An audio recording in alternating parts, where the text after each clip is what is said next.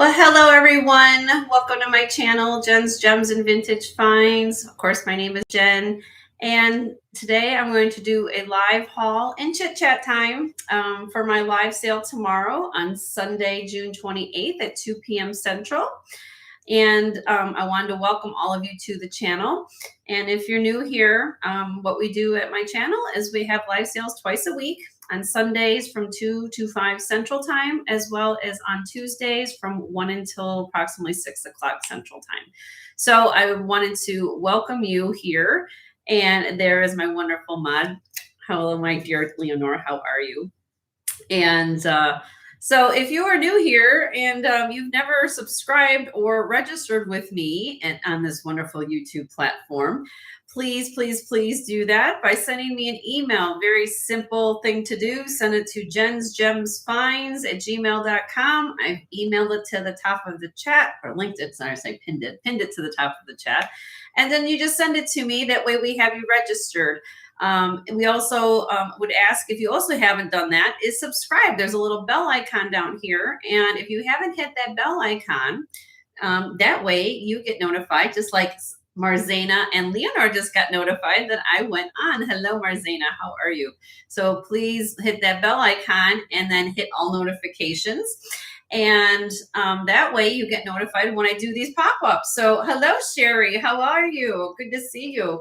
And so that way, that's people like, why do I need to subscribe? Well, subscribing is important, like I said, because some sellers have pop-up times where they just pop up like I'm doing right now.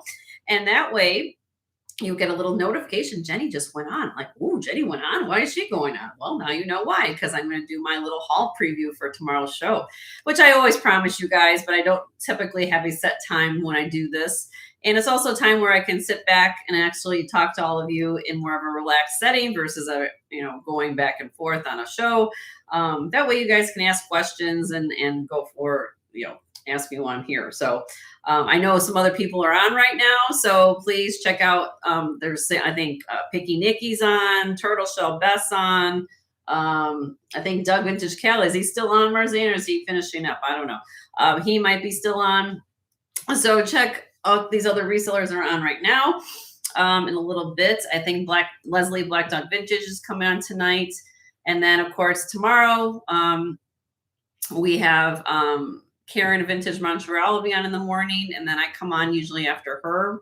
And then my Jewelry Addiction Tanya will be on later tomorrow night, and I think Wendy Wolfwalker will be on as well tomorrow night. So we got a full lineup, and I know there's other resellers that come in. I know Marzena, she's actually on tomorrow. She's got a video, I think, that she's talking about. So Marzena, right? You've got today and tomorrow for a live. So check out, and I know that Leonore's sharing channels here, and you never have to ask me. Please check out these other people's channels. So I hope everyone's been doing well. And I'm still trying, for some reason, this little congestion is still in me. I don't know. I've been blowing my nose, and I don't know. It's just allergies, whatever. Personally, I think it's air conditioning, heat, and you can't seem like you can't get over it. So anyway, I've missed all of you. I've been dutifully, I guess trying to get a lot of these new pieces ready for you guys to see. And I am about, I would say, 3/4 of the way through the entire haul between that estate sale and Milwaukee. I did get into Milwaukee pieces this week. And if you saw the little picture on the little thumbnail I just started for this program, I'm going to start off with a bang and show you this beautiful Bohemian garnet necklace circa 1900. So I was very, very happy to bring this back, and I'll show you in a minute. If you're like to, like I said, register with me prior to tomorrow's auction, it makes life so much easier for us. My husband, Joe, will be here tomorrow. And if you guys can send us the info prior to the sale, it makes all the housekeeping easy. I do invoicing once a week, just so everybody's aware. Send out invoices on Wednesdays. So whatever you buy tomorrow in conjunction with Tuesday's sale, that way you have combined on one invoice, and that way it'd be sent out to you. If you ever have a question about anything, first of all, you can ask me today if you want to ask me something. Otherwise, you can send me an email to my email, or jensgemsfinds@gmail.com, and I'll be happy to ask you. Now, how this works is, since if those of you who are somewhat watching this video and say, what's going on? I do a preview. It's kind of like a little taste what's to come tomorrow. I don't pre-sell any of these items. I make it open to everyone come the auction tomorrow. If you cannot be here tomorrow when I'm on for whatever reason, if you have something happening, another appointment, family obligation, whatever, you can always let me know. You can ask me what the item you're interested in is. I will give you the starting bid on that piece. If you would like to leave me a silent high bid on that piece, you may do so, and I will honor it. I will refer to you in this chat, in the sale, as the silent bidder. And also, that means is that you would just reach out to me prior to the show. So for example, if the item was going to start at $20, I will tell you the starting bid is $20. You would leave me a high bid, let's say hypothetically, to a bid of $45.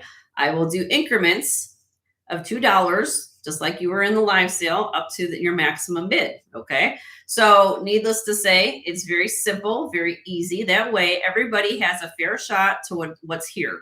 Because sometimes I don't, I love the fact that people have been telling me, Jenny, I like the fact that if you make it available. If it's something I see and I can't be there, I really, really like it. I'll make it accessible. So at least an attempt to buy to what you want to pay for it, I guess is what I'm trying to say. So needless to say, you have that opportunity. And we only ship in the continental United States. I welcome all viewers around the world to watch me. And no offense, but I just ship in the continental United States at this time. And very, very simple. If you guys have any questions, let me know. Again, I've been busy.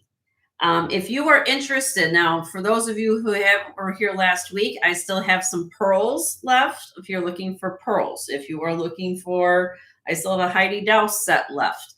I still have, trying to think what's over there. Some of the gemstone necklaces. So if you watch last week's video, you can always let me ask if there's something you want to see or claim. I will put it aside for you. And again, I won't invoice you until Wednesday. So just realize that if I send out an invoice on Wednesday and you guys pay your invoice, let's say Wednesday or Thursday, you see something else you like Friday, I'll put it aside till the following week, or I'll make arrangements for it to work for you. It's not a big deal for me, Anything that you see on my back set, which probably later today, since I've been kind of bad on getting video content out there, I'll be honest with you, I should probably do some more like shorts and videos, which I probably will, that'll be my next goal once I get through all this, is to do a panoramic of my weekly back set. So everything you're kind of maybe visually seeing back here, these are things that I've previously shown on my show, which means that it's a first come, first serve. How I do it at my channel is I put all the new items up in the auction block, and that's the new things I'm going to preview today, the new pieces.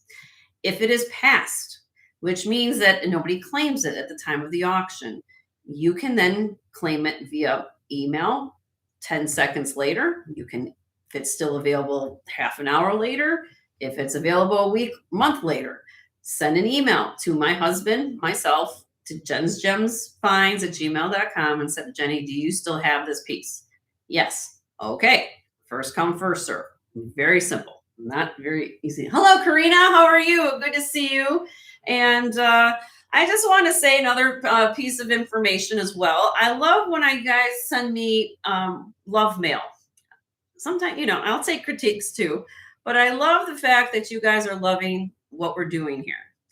I try to share love throughout the community. I try to share love and pay it forward to other people.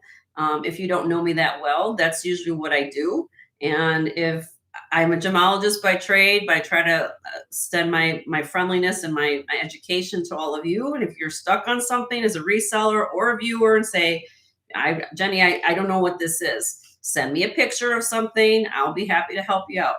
But I'm just going to tell you right now, the love mail makes me fulfilled and also my husband fulfilled. It keeps us motivated to keep going and to keep doing what we're doing. So I know that I appreciate the time it takes just to write a simple thank you email to us.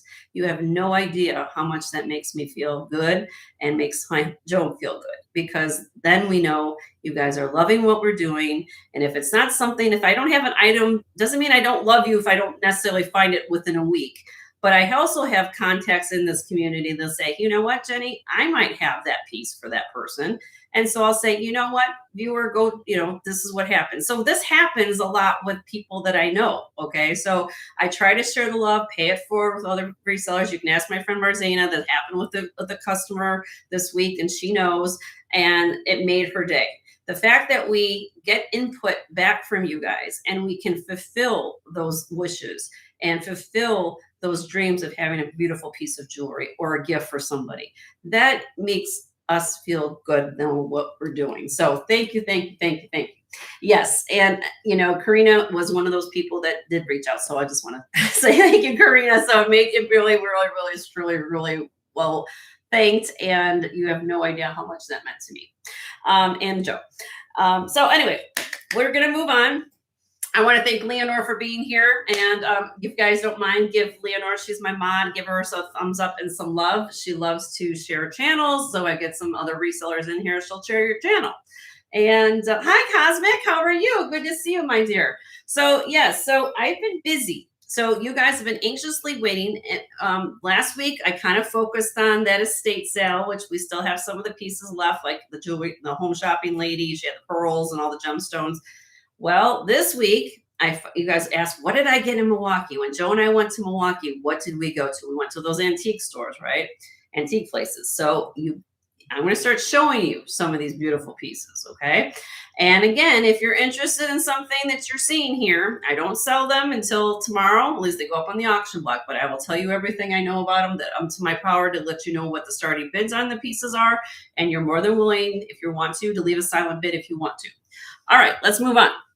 Man, get a thumbs up. If you guys haven't given a thumbs up on the way in, give a thumbs up. And also, if you haven't hit the subscribe button, hit the subscribe button. Okay, so here we go. I'm going to move over. I missed all of you guys this week. I hope all you guys have been happy and healthy and in a good mood. And we're going to look at some beautiful jewelry this afternoon. That's what we're going to do. So this is stunning. Okay, this is a beautiful. Let me see if I can zoom this a little bit closer. All right, just take this in for 1 second. Okay, just take in, even if you don't even know what you're looking at here. Just look at the detail. Look at the detail of what is going on here. Okay, notice. Now, if I tell you, I'm going to tell you more about it. This is a Bohemian garnet necklace, circa 1900 on this piece. This is breathtaking. This is something that is definitely a collector's item. And if you know anything about these type of pieces of jewelry, the more detail or more gemstone, the more expensive also. So please understand, this is over 100 years old, okay? And this is what they call gilt wash, which means that it has base metal. Sometimes they did make it in sterling, or sometimes, I'm going to say most likely sterling with gilt wash, or they'll just use base metal with gilt wash. This is gilt wash. I did test it. Unfortunately, it's not sterling. Doesn't mean it's not nice, but beautifully done. Okay, let me get my little detail pulper thing. Hold on 1 second. I've got this little, grab my little, I use this a lot to help show detail. Hold on a minute. Hi, Mia. How are you? Good to see you. Okay, so here we go. Let me see if I can get this, move this over. Okay, so let me zoom in. I'm going to kind of, but understand, let me just kind of take you on a tour of this pendant first. This is all articulated. Okay. These are all garnets you're looking at. Okay. Now, I'm just going to slowly take you on a tour. Each of those little bezels has a garnet inside of it. Now, when you come back here, the back is just as beautiful as the front. Hold on a second. If I can get it focused. Oh. This is a slot clasp. They put a cluster of garnets here. Now, I want you to feast your eyes on this. You'll be like, well, okay, Jenny, it's a safety chain. Big whip. What? Why? Look, it's a thumb clasp. Thumb clasp. pre Art Deco time. That's why you know it's early. This is authentic. The safety chain is still on it. Okay. Now understand that in the day when these were worn, that these were a status of wealth. People wore these if you had status, that they meant to keep this beautiful piece of jewelry safe, and it was brought out on special occasions. Okay. So to find, just to give you an idea, the original safety chain on something like this is beautiful. Okay.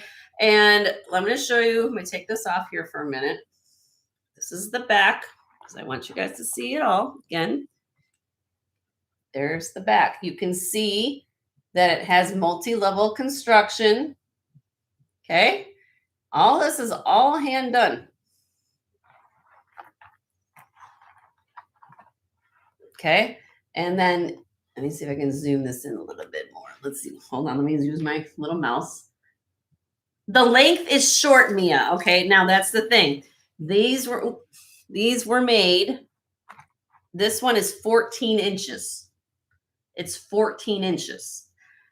I know it's kind of a bummer because back in the day, people were tiny, you know, but could you probably have it extended? Yes, you probably could take it to a jeweler and have it extended. What's wonderful about this piece is the elaborate the fact you've got articulating stones. These are large garnets. Okay, these for the time, little tiny garnets was the big thing. These got larger pieces of garnet in here. Okay, so do your research. This weighs 15.5 grams, and it is stunning. It's all I can tell you is that when I found this, told my husband, I said, this is going home with us. Okay, did I pay up for it? I sure did. But I also know how special it is and how rare it is to find one of these, especially in complete original condition. You will find these without missing stones. You will find these with missing sections. You will find, but to find the original thumb safety on it, I was just like, wow. I said, that has to go home with me. Now, if this is something that is, if you love Bohemian garnet, I have this beautiful necklace that I'm showing you, but I also picked up this Victorian brooch. Now, talk about when I was talking about just a second ago about conditions everything, but not, we have a brooch. Okay. So I brought home a Victorian Bohemian garnet brooch. This has been repaired, though. I'm going to show you if you guys can see it. Maybe I can. A couple places you can see it right here, and I'll show you the back of it. You'll probably see a little better. Okay, and had little floral border going around it. Okay, and you'll see that they put little bars there. So I'm going to take a guess that this got split. Okay, or it fell or something, but it still has a C clasp here and the extended bar out of it. And I'll show you what it looks like. Again, beautiful, beautiful, beautiful brooch. And I could have, to be honest with you guys, I had a choice to bring home something smaller, maybe like the size of my pinky brooch that was in more perfect condition. But I figured with all of you here, of course, people say, I like something that has a little bit more impact, punch, and knowing that this had more garnets with it, and the fact that this is over 100 years old, that somebody understands that, this is going to be worth a little bit more money because of what's going on there versus a little tiny little brooch. And so I chose this one. Okay, so I could have brought home the third one too, but I thought this is beautiful. You can see how it's put together. It's beautiful. Hi, Corvus, how are you? Yes, look at the red sparkle. I brought home the sparkle. So Bohemian garnet, it was a treat to find. I brought this home, and I know, of course, everyone asked me for Taxco, sterling, this or that. Well, to be honest with you, when I was in Milwaukee, not necessarily good prices. Okay. I did find a couple pieces that I found some deals on, but I was hoping to find some big heavy sterling. But to find those kind of things, that is something that in my world that I love to say that I can bring to the air for you guys because that's not something you guys get to see too often, right? So anyway, what's worth, I got excited. All right. All right. Then we went to some costume. So I'm going to kind of show a little bit of this and a little bit of that. So hope everybody's having a great day. And this is Crown Trafari. Look at the condition. Beautiful, beautiful condition. Clips. Hook clasp. I mean, this lady came when we walked into the first place we went to. She happened to be there restocking her booth, and she says, "Oh, we told her what we do for a living. She found it very interesting. She says, I've seen eBay sellers and this that but she did not know that we do live sales on YouTube, and so." I was explaining to her about what I do, and she's like, "That is so cool." I mean, so she said she was going to subscribe, but no pressure. But so I was telling her, she's like, that's a great idea that you guys can do live sales, and as antique dealers here, everybody is tries to make a little money as we go along. And she gave me a great deal on this. This is called the Laurel Leaf set from Crown Safari. So, and please look it up because I was kind of shocked on how much that one was. You guys know that my background's in gems. And so, but I was finding some beautiful pieces and the vendors were very nice to us. So I said, okay, no problem. All right. So here we go. This is a Russian amber brooch.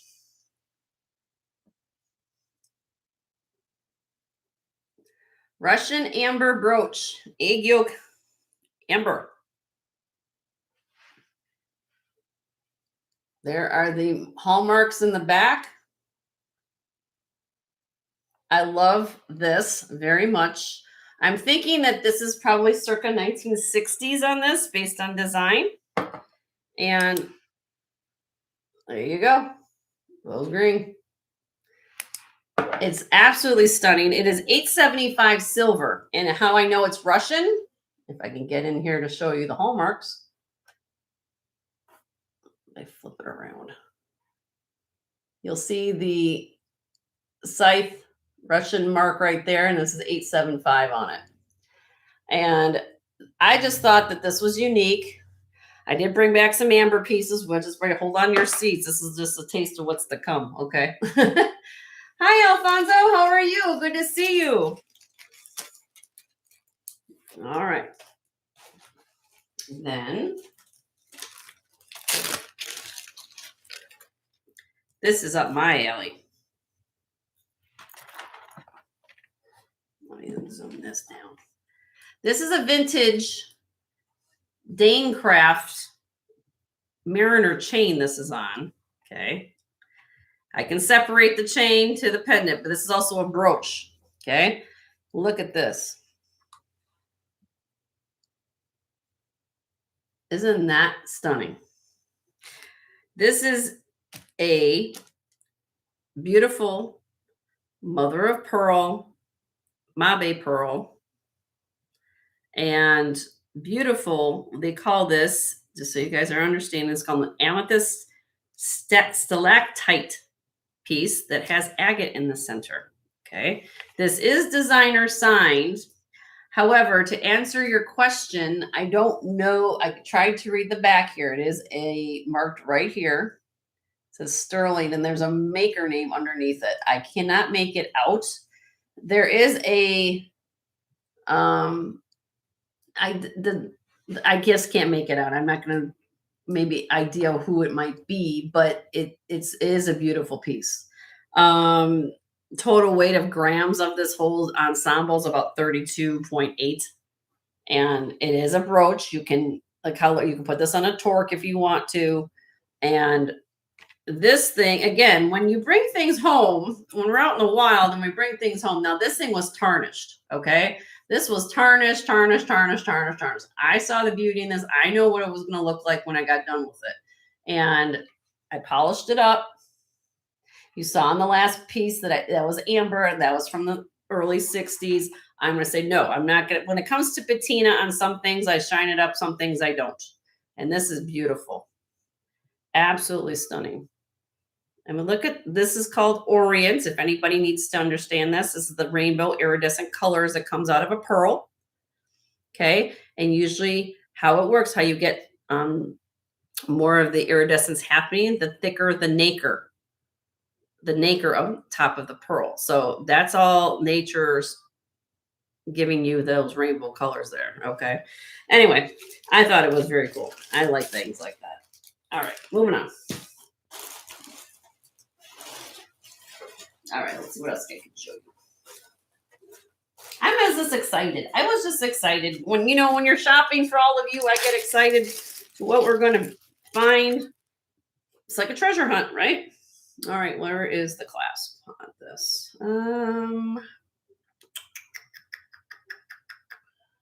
Where is it? Here it is. Okay. Vintage Venetian glass beads. I had to tell me these through silverware because they got, oh no, uh-oh. I know. Isn't that sad? Look at this.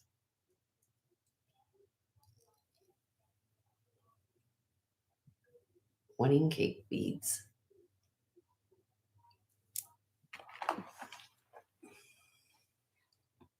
I'm going to zoom in a little bit.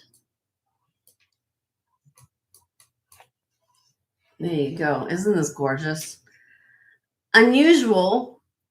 Typically don't find, a lot of times with wedding cake beads, you'll find them strung on silk. I like the use of the spacer beads and how this is done on chain. And I love these beads here, these blue beads.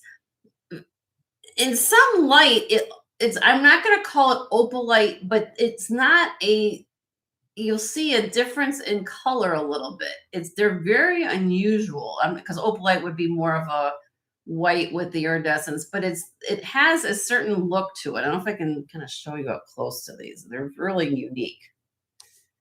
Look at that. You can see how they're hand blown. So each one is different, So you like that? Sherry, we might turn you over to beads. we may do that. All right. Moving on. Now, this one, to be quite frank, I learned something new. Like every day I'm in this business. That's what makes life interesting, right? Now, if I showed you this piece, how many of you would say that reminds you of, let's say, Betsy Johnson or something like that, something more modern, right? I would say, most of you would say that, I would guess. However, this is a rare 1970s Eisenberg owl. Eisenberg, the one who makes clear rhinestone jewelry or colored rhinestone jewelry, they had a line called the Artist Series. And in the 70s, they had worked with enamel. And this is the mark right here. E for Eisenberg. You see it's riveted right here. So you can see that this is a manufacturer that's a detail because this branch is riveted to that piece. But look at the condition. This is like 50 years old. And I was truly amazed because I did not know that. I was out in the wild. I had a choice between this piece and a Crown Trifari lucite, more like a acrylic owl, smaller, maybe about this size. And I would have thought any day of the week the Crown Trifari was going to be more of a unique piece because I thought this was quite honestly something new. Because sometimes you go to an antique store, they'll put new stuff in with old. You guys have been on an antique mall, you know what I'm talking about. This is an Eisenberg owl, and they made these in different color palettes. They had them with brown, they had it with red and orange. This is, look at all the different use of color in the owl. I think it's truly an amazing piece. And for the age and the fact that there's no enamel loss on this, I just thought it was cute. Very, very cute. Hi, Leslie. How are you? Good to see you. And I told everybody to check out your show in a little bit. Figured I'd come on here now while I had some free time. So, all right, moving on.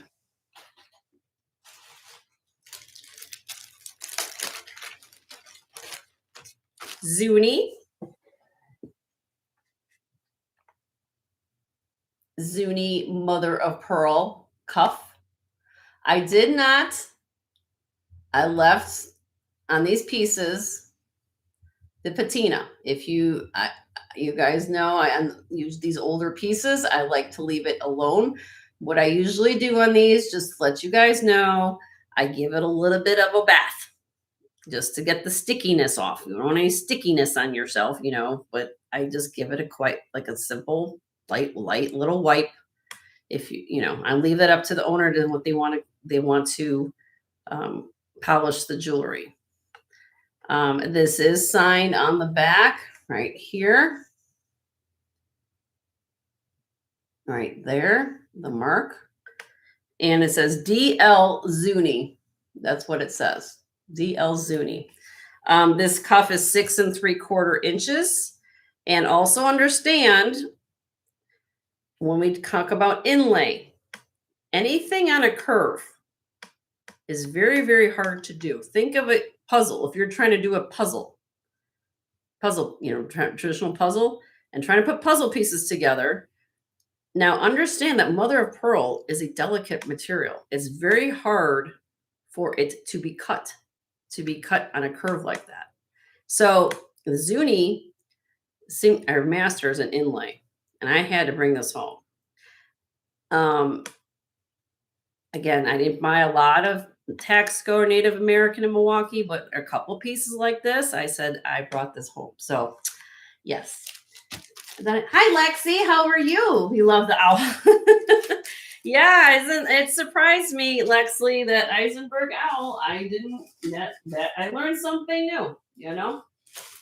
So, yeah.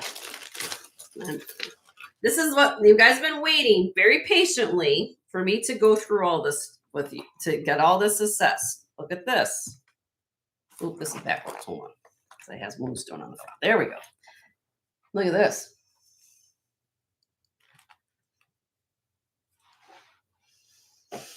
I fell in love with this. Okay. There's something about this that there's the work, the attention to detail, the carving. This is a dragon that has he's got his wrath around a peach, which in the Asian culture, peach is a big deal. It has a moonstone bezel stone on the bail. These are all lapis lazuli beads. These are all sterling silver. Let me zoom this in a little bit. I'll do the carving first so you guys can see.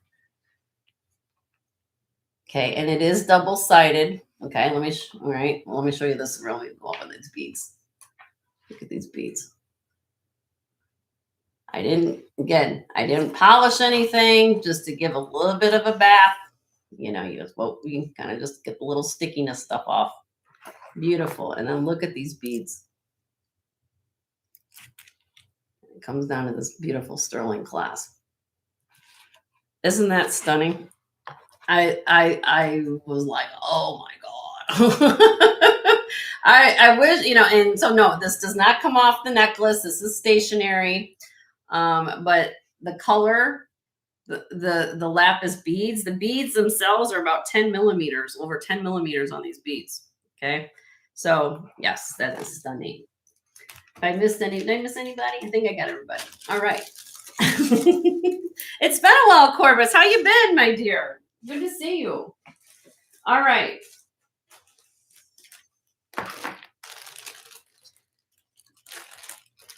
Where are my other pieces? Okay, as I said, I bought some amber. This is an amber necklace. So you guys saw earlier, I showed the 875 Russian amber brooch.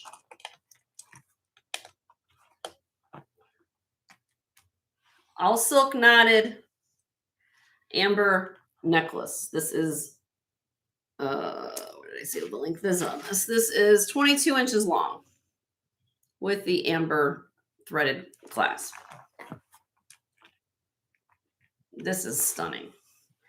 Stunning, stunning, stunning. Of course, you know it glows. There you go. I had, again, they had different amber pieces there. My thing is I wanted something more different. I like different things. I also price point too, of course. This one I decided on because I like the fact of the smoothness of the beads. I know you guys can see amber in all different types and different shapes and things. This was a little bit more unusual and I liked it. I could have bought, some other ones too, but they wanted one. This one I actually got a really good fair price on. So it wasn't like that big. And quite honestly, I thought this was cool. And like I said, I just showed that amber brooch. Let me show you that brooch again with it. This is what I showed earlier. If you guys missed it. So wouldn't that be a great ensemble together? I was just like, this is all in a case. I said, I'll take that. I'll take this. And then also, where's that cuff at? I have a cuff. You might have saw this on one of the pictures while I was in Milwaukee. Look at this. So you can have a whole 3-piece ensemble. This is a silver cuff here. Look at that. And yeah, isn't this cool? I mean, now this bracelet here, and this is for a little larger size, 7 3/4 to 8. I didn't polish it because also I thought this is a little bit more modern, It has patina. You guys can see there's the natural amber on the back right there. It glows, the whole situation. Very modernist looking bracelet. Okay, cool. All right. So yeah, if you want a whole ensemble set, I've got it here for you. If you want to make a whole situation. All right. Now, if you are more of say, well, I like that, Jenny, but I'm more of the traditional amber lover. I brought this. This is my. When I saw this, my jaw hit the floor.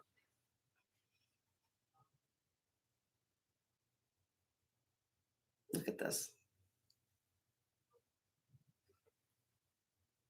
All the wire work, all hand done.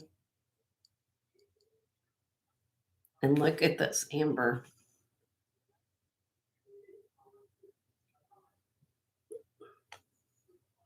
Calla lilies. Here's the back. And this is for a wrist 6 3/4 to a 7.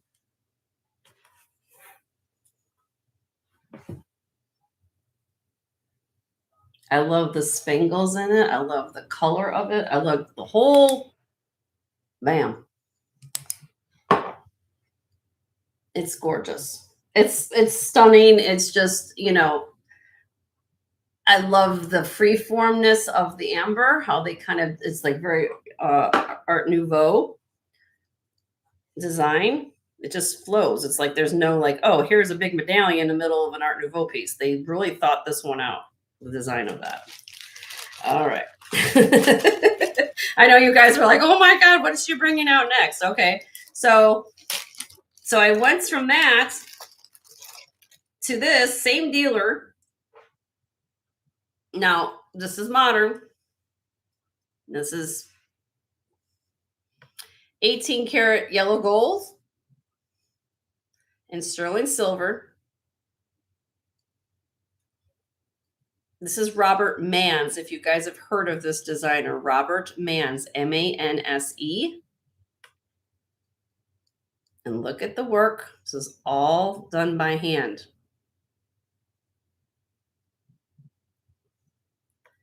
The back. Now, say, Jenny, well, that looks kind of I don't know if I can get that on. Look, it's got a kickstand. So it helps you get it over your wrist, and you put it down. And all these pieces you're seeing here in yellow is 18 karat yellow gold. It's a masterpiece. You want a piece of jewelry that feels like butter on your wrist? Mm-hmm. Yep. Yep. Yeah, I was excited. I was excited to see that. That was cool. All right, moving on. Let's go back to some costume. Okay, so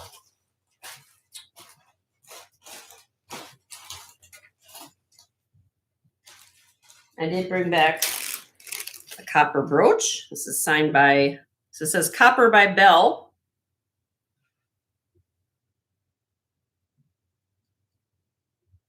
Copper band brooch. I can do it like this. I can see it. It's very pretty.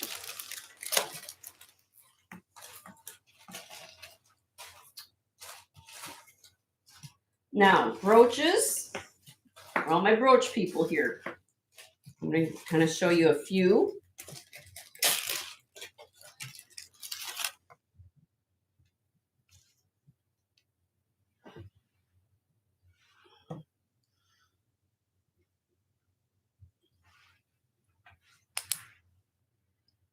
Center blue stone. This is all like a blue colored glass. Has a little wear to the metal.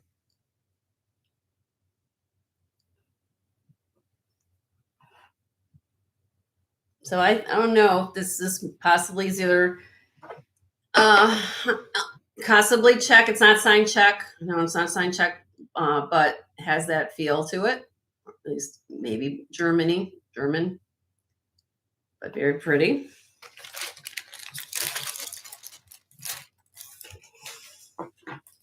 Here's an Art Nouveau brooch. This is not sterling, however, it's dimensional, and that's what got me on this. Beautiful brooch.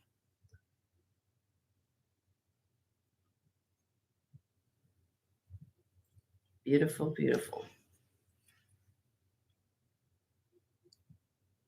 Repose brooch. Look at all the floral detail.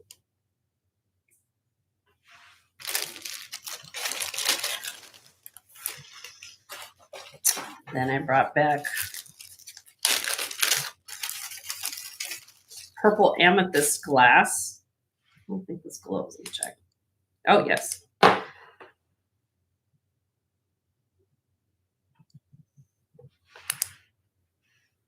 This has a light green glow. Look, the prong work, crown prongs. Here's the back. Gorgeous.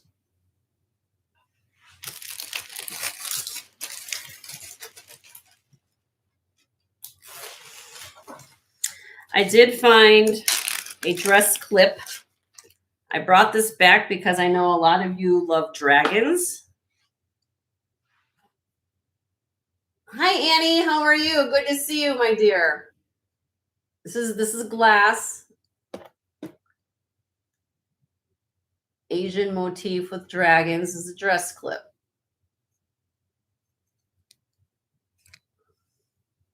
But I know some of you put these on torque. You can wear torque with it. You could put it on a sash. You could put it on a purse. So not that bad. All right, what else we have for you guys? I did bring back a scarab necklace. Get this together here. This is an Egyptian revival scarab necklace. they call it faience. And what this is, it's tin glazed ceramic and the scarab and the beads above it. And I'm just going to show this to you. There you go here. So this is ceramic, and they call it is faience, Faience. Okay. And you have the scarab here. Now, this is not sterling. Okay. That's why I said Egyptian revival. This is not that old, but I know some of you love scarabs and collect them.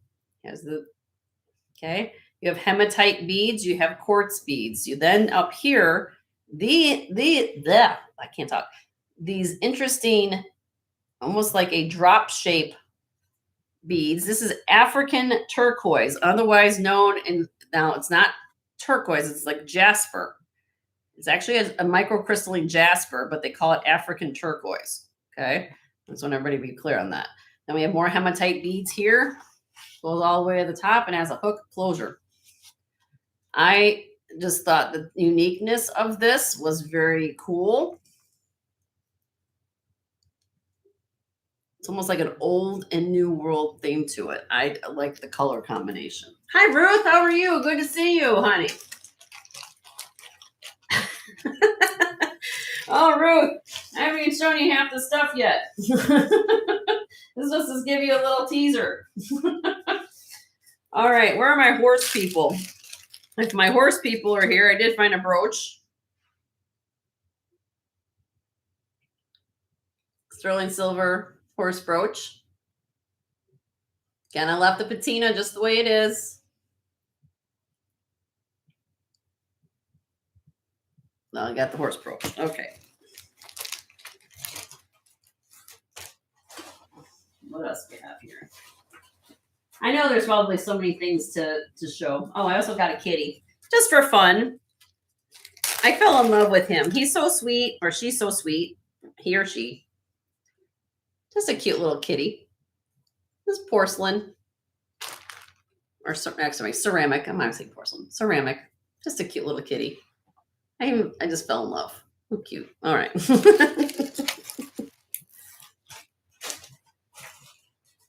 Okay, what do we get next?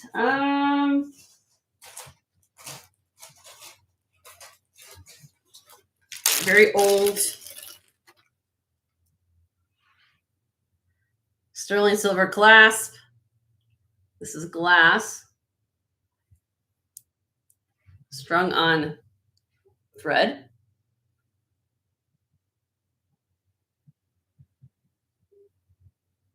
Now these are not, I tested this for Bakelite. It's not Bakelite. This is acrylic. This gave me, I'm not saying it is, okay? But sometimes you find pieces, there is no, again, I'm not with my facts, but there was a company, Max Niger, that made some unique pieces. I'm not saying this is, okay?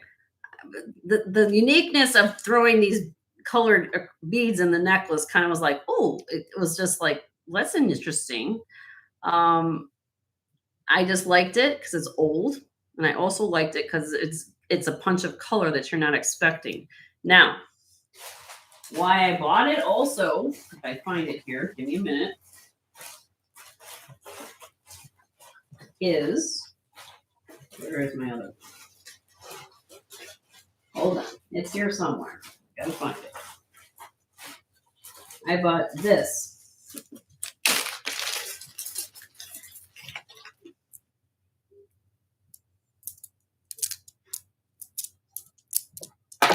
Continuous silk knotted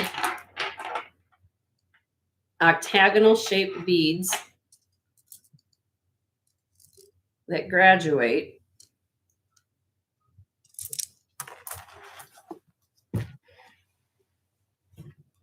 So, you know, I got it because I had the red spacers in here.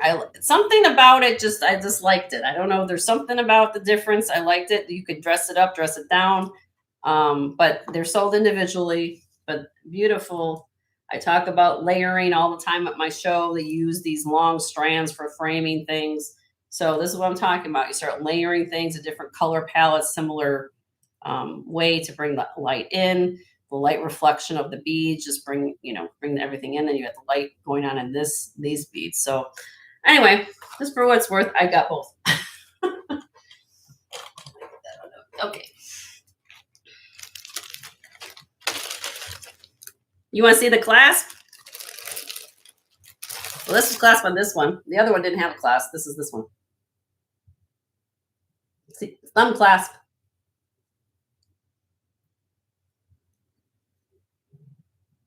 It is sterling.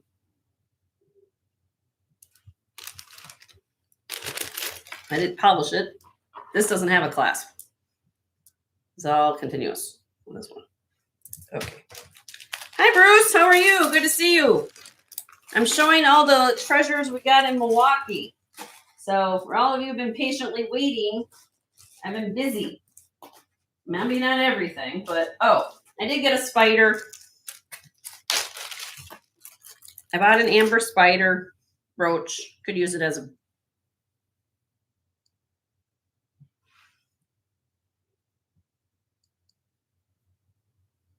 little amber spider.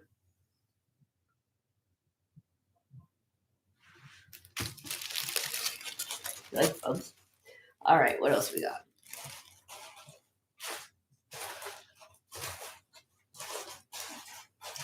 And I'm still working. Like I said, I'm always still continuing on with more pieces. Here is a West German brooch here. Signed. This is signed. This one says West Germany on the pin stop. Do it like this. It's like a pinwheel. Elongated navette. Round. And Western Germany right there. Actually, yeah, so it's not signed, the pin stop's on the back. Western Germany. Beautiful. Hi, Lamaha. How are you? Good to see you. Good to see you, my friend.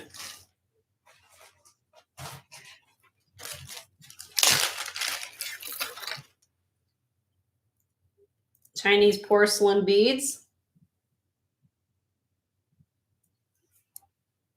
Silk knotted. Long. This is 25 inches. I like the beads. They're different. Kind of elliptical shape versus round shaped beads. And I figured a lot of you guys have got the different longer strands of blue and white porcelain beads. This might be something you could layer with other strands you may have. I know a lot of the resellers in here also sell them. So I know, Bruce, you said any blue and white beads. I know you've been selling some of them. So if you have any, Bruce might have some other, or even Leslie may have some. I don't know. Or any of you, let's speak up if you got something to go with it. Anyway.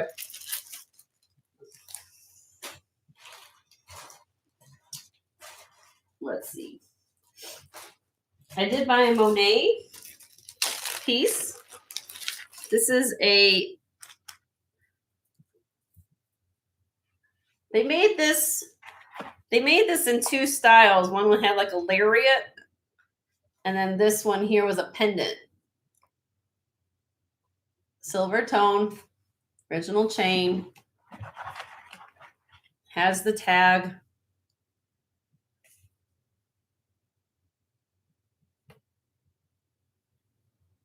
Monet. Very, very pretty. So, on that. I also picked up this necklace too. This is signed Germany. I liked it because I know some of you, such as collect Trifari, Monet, or just like to layer things. And this is acrylic, but I liked it because, like I said, it's timeless. It's kind of a timeless design. And I'll show this up close in a minute. There's little cha-cha sections here. Movement. It's not loud or anything, but it's long, so you could wear something in the center you wanted to. This is 32 inches, but cute little rings and beads. And this is German, signed Germany on the clasp. I just thought it was very, very cute. All right.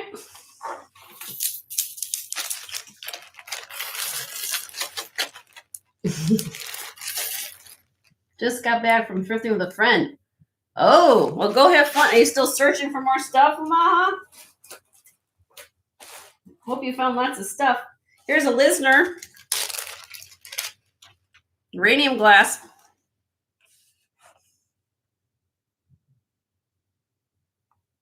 With the safety chain still here. Prong set.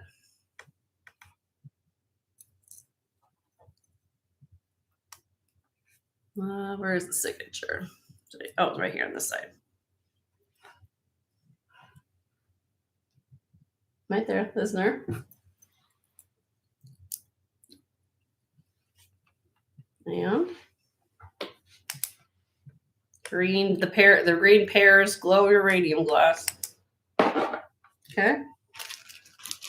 Hi, Sheila. How are you? Good to see you, my friend.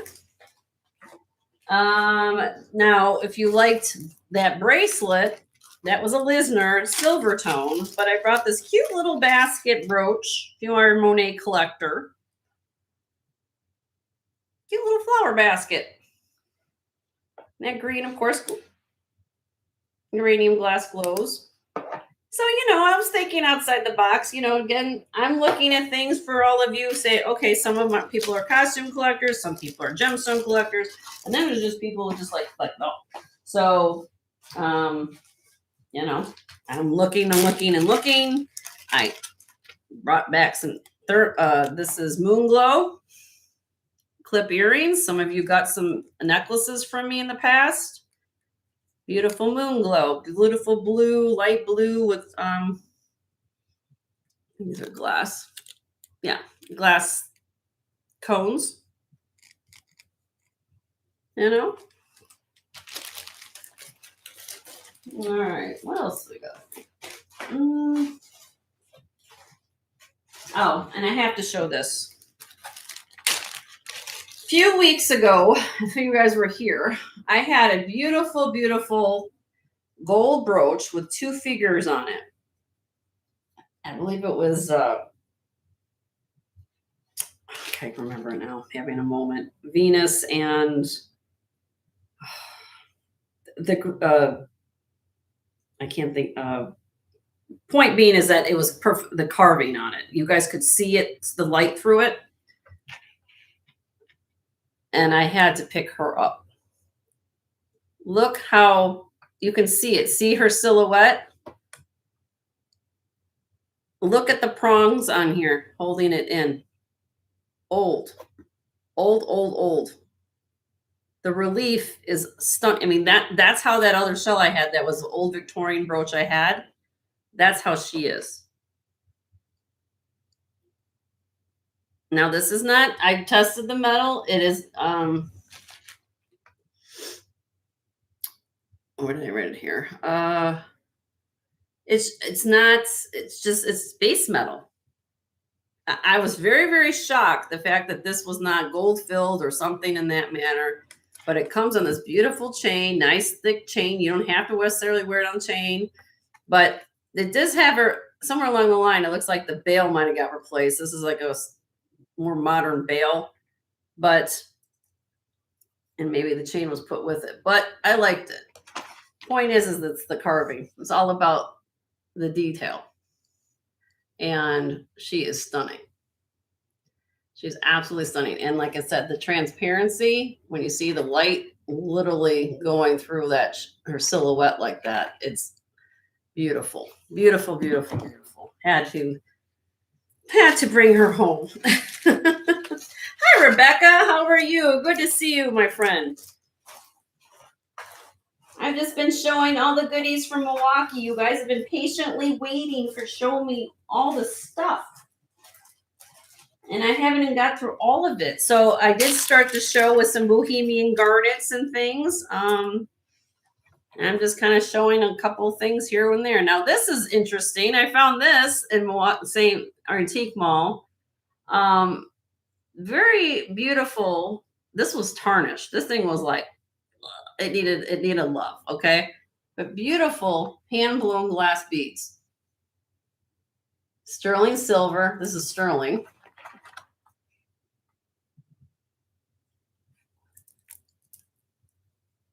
And look at the beads.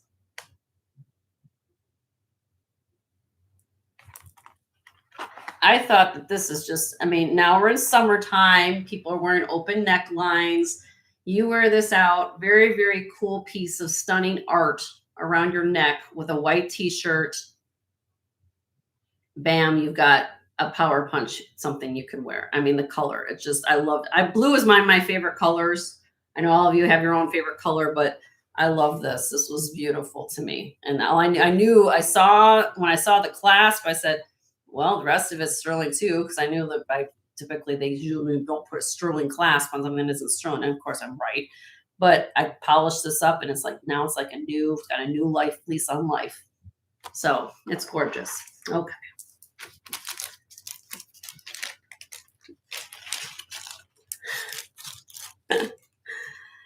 All right. Now I did find, this one. This is a mother of pearl locket that is on this silver tone chain.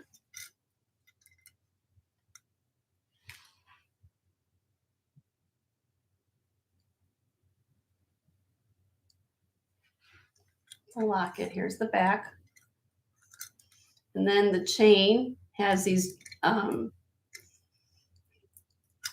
jasper and agate pieces on it. It opens. Isn't she beautiful? Let me kind of put this on here. This is long. This is 32 inches to here, and then another 2 1/4. So I've got some cameos and some cute little vintage pieces, and I thought that she was pretty. Oh, Rebecca, I did have a horse brooch. I just let you know if you saw the video. You want me to quickly show it? I showed it earlier. I've got a pair of emerald earrings. Hi, Marilyn. Marilyn, I know. It's okay, Marilyn. The fact that we got through, well, I told you the story about when we got out of the airport. Natural emeralds, sterling silver earrings. So if your birthday's in May, it's your birthstone. Sorry if I'm not focused.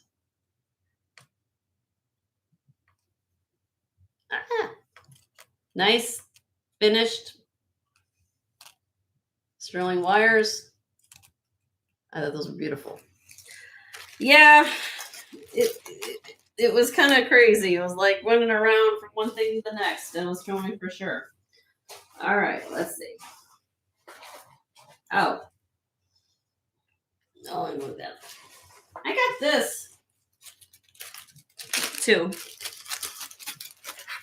Now, this is not vintage iris glass, but if you like the idea of iris glass or like the concept, it's a more modern take on it.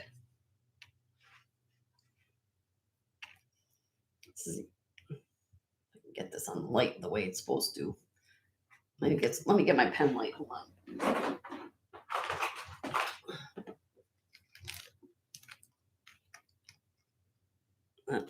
This pen light doesn't want to work. Hold on. Where's my pen light? Hey, Dad, like me. Let me use this other one. Sorry, hold on, everybody.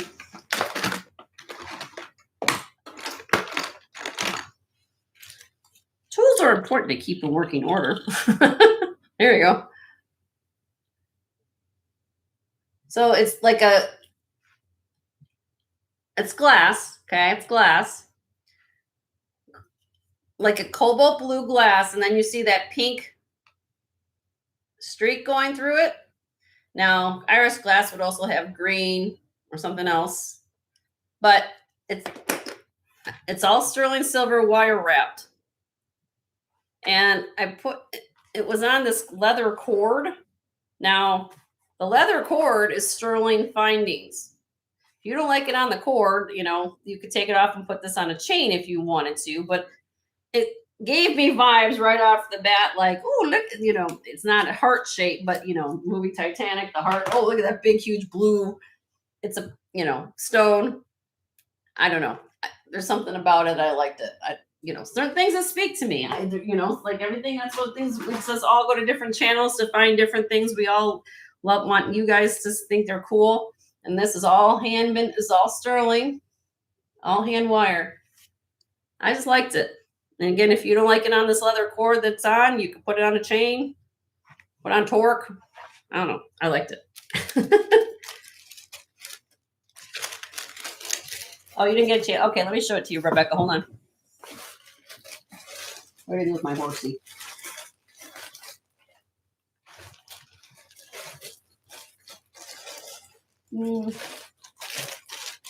It's here somewhere. I had some, what happened to the horsey? He was here. I saw it.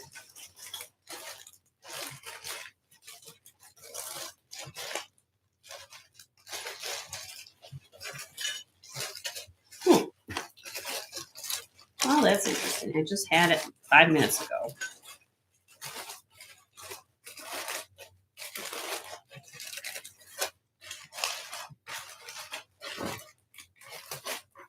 Oh, maybe it's in this pile. Hold on.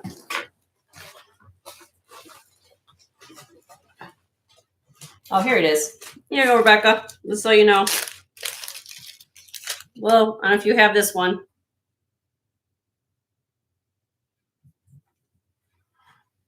Amber horse. No sterling. I like the spangles and the amber. Okay, there you go. There you show it too. All right.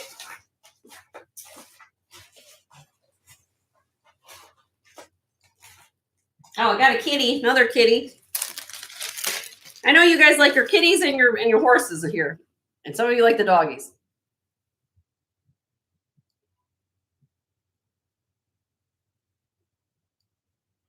There's Kitty. So I think, I'll save more for tomorrow. I got a couple more things. Let me come back to the camera. I don't want to be on here. I've been on here for what? Hour, minute, about an hour. Let me come back to the camera. Look, I kind of got to look through all this kind of stuff. And there's more over there. So, let me come back to the camera. There you go. Come on. There you go, Jenny. All right, so that kind of gives you a preview of what's coming up tomorrow. I will have some more of the estate pieces, like for the home shopping lady, as I refer to the home shopping estate. Pearls. If you guys weren't here last week, I have a lot of pearls. I have gemstone necklaces. I have I do have a set of Heidi Daus. I can show that again real quick. Let me do that. Maybe some of you like Heidi Daus. Let's do that real quick. So, hold on. I didn't even get to my gold. I didn't. If you guys were interested in gold, I did brought out gold for somebody who wanted to request. So I do have the gold still. So I still have the Heidi Daus bracelet. Okay. And for those of you who know, I've had this bracelet for a little bit of time. But then when I went to the estate sale, I came across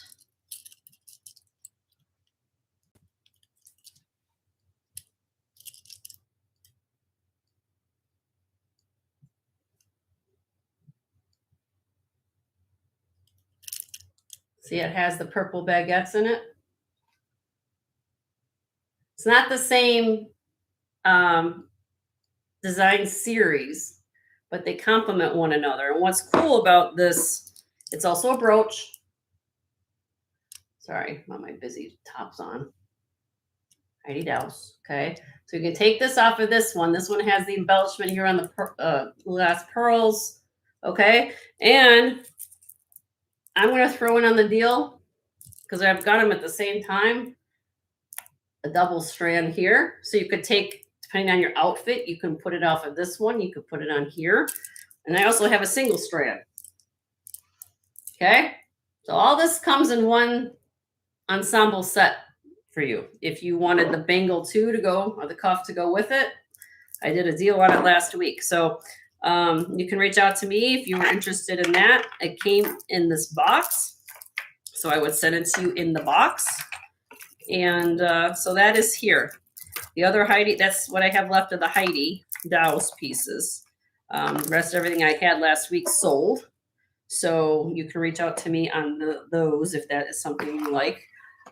So yeah, if you missed the ring extravaganza at the end of the show last week, it turned into everybody seemed to be happy. So I'll be happy to bring out rings, whatever you guys want to see. Usually Sundays, usually the rule of thumb at my show is I bring the new pieces out as kind of like the debut. Okay. Tuesday, and so I'm on 3 hours, and then I'm on for another 5 on Tuesday. So if there's something right out of the gate you want me to bring up, I will. Hi, Linda. How are you? Good to see you. If there's something out of the gate, out of this preview, you are want more information on, send me an email to jensgemsfinds@gmail.com. I'll be happy to tell you all the specific information on any of these new pieces that you are interested in. If you would like to leave a silent high bid in any of the pieces here, I'll be happy to give you that opportunity. And or if you watch any of the my previous shows, I have restocked. I might do this later, just so you guys know. I'm probably going to do I do this usually a weekly basis. I do like a scan of my back set. And understand, if you're new to the channel, the back set are all things I've previously shown. You can claim these anytime you want. Okay. There's no auction involved in any of these. Since they've been shown, you can claim them first come, first serve. Usually what happens after every show is I restock busts back here and put things on here. So, there's sterling back here, costume, there's check, there's brooches, there's on this side, there's gemstone and everything else. So usually what I usually do is I will put out a video, and I'll probably do that a little later once I clean this all up, and put it out there. And if there's something on that video that you want to see from my back set, I will be happy to put those pieces aside for you until I do invoicing on Wednesday. So basically start a pile for it if you want. So if there's something that I still have and you ask me about it, just you can always inquire and see if it's still here. There's no pressure at this channel. I welcome all of you guys to be here. Have a great time. That's what it's all about. And again, if you're not registered at the channel if you're new and watching this for the first time, please register with me at my email at jensgemsfinds@gmail.com. And hopefully you live in the continental United States, because that's where I ship to. And so we go from there. So if there's something out of these, again, you want to know more about, just let me know. And we'll have fun tomorrow. And again, I'd like to come on here, do chit chat. Is there any questions you guys have? You want to talk about anything? How's the weather? How has everybody been feeling? This also, as you see, it's also called chit chat, right? So do I still have that red garnet necklace? The one I just showed on the haul. Yeah. I mean, you want me to show it again? Yeah, I can show it. I don't know what that's one you're talking about. Hold on. My desk is a mess. Hold on. Let me put this out. Red garnet. Are you talking about what's on the preview, Linda? Did I show it today? You missed it. Okay, I'll re-show it because you guys haven't seen the Bohemian garnets. So let me show it again. Give me a minute. What did I do with it? So, hold on a minute. Let me move the camera. Thank you, Annie. I try. I try to be, someday maybe I'll actually get to a pre-recorded video status, but I think I talk too much.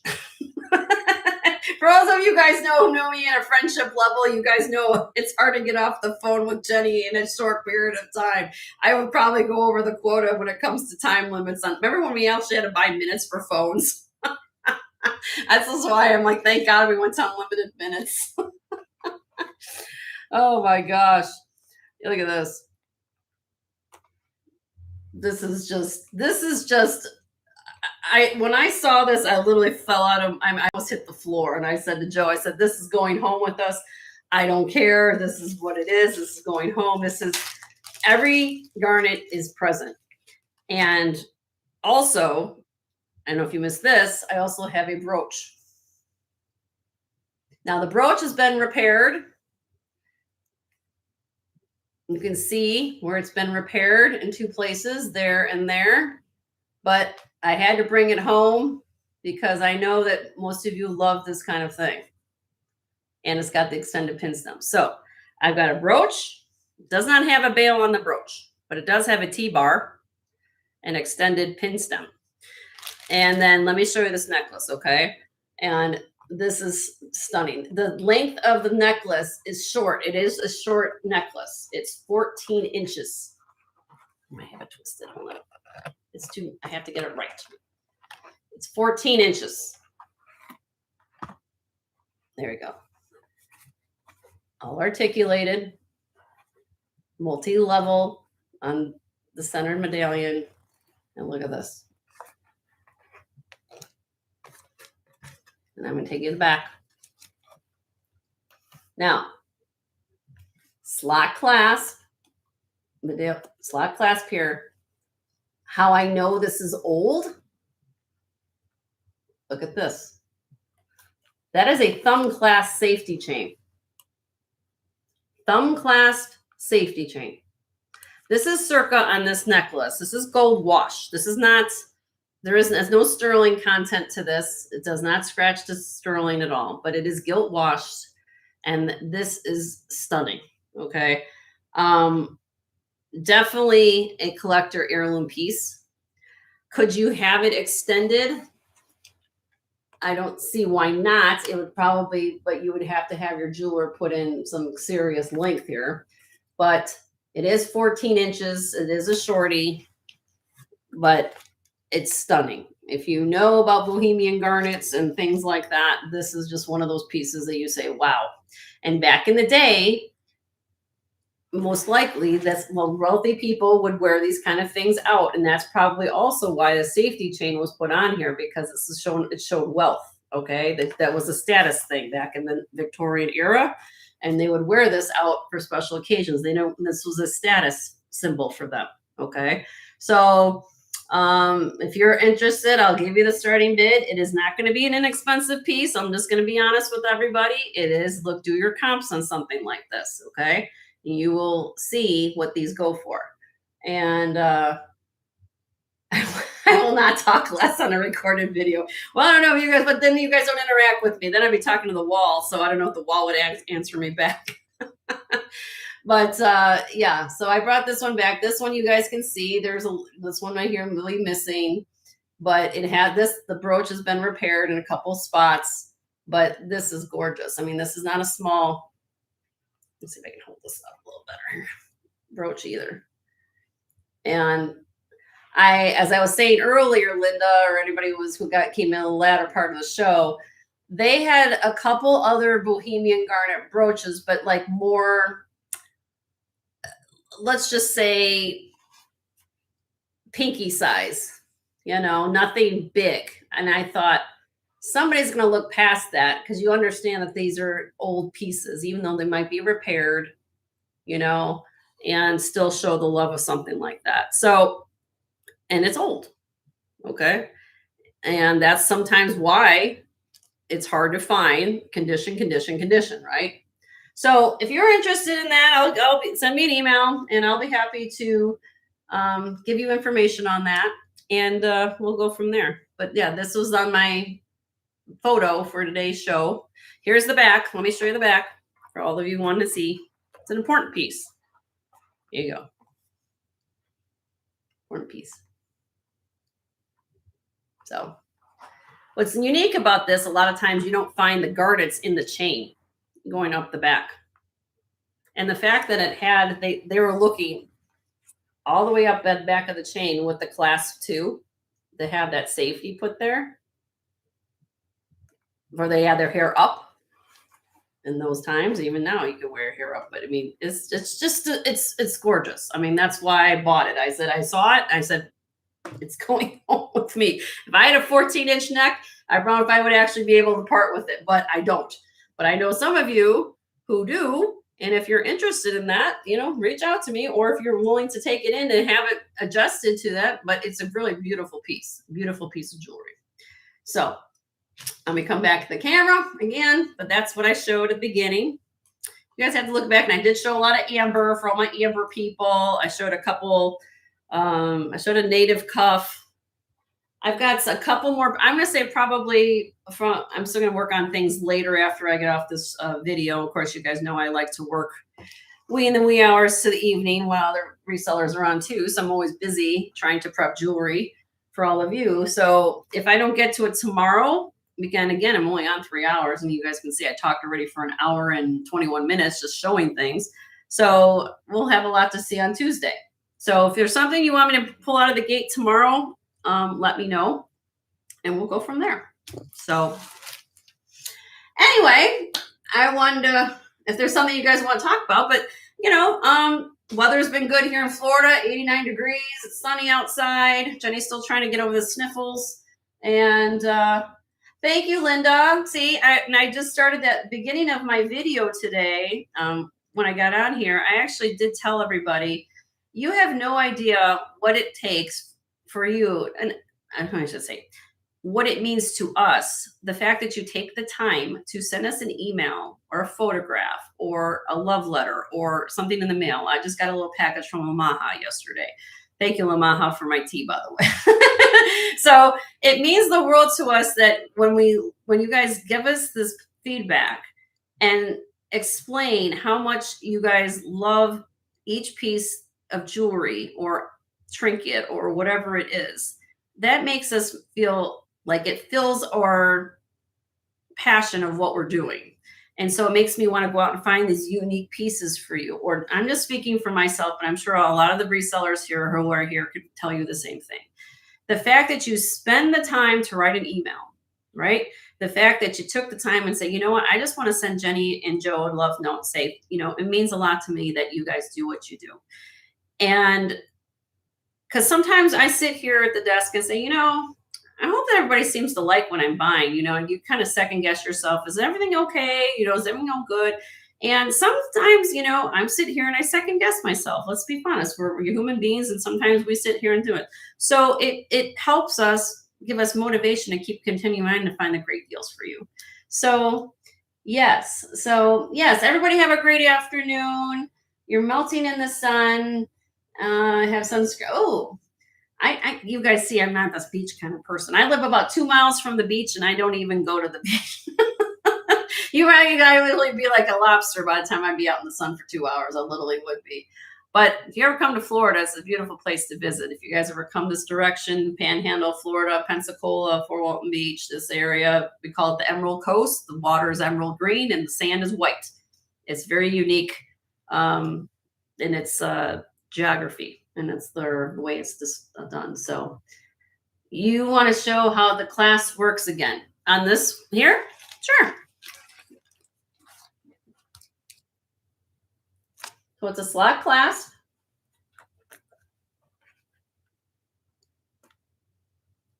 Hold on, I gotta get this thing out of the way. It's a push clasp, and it has a safety. So it's a push clasp.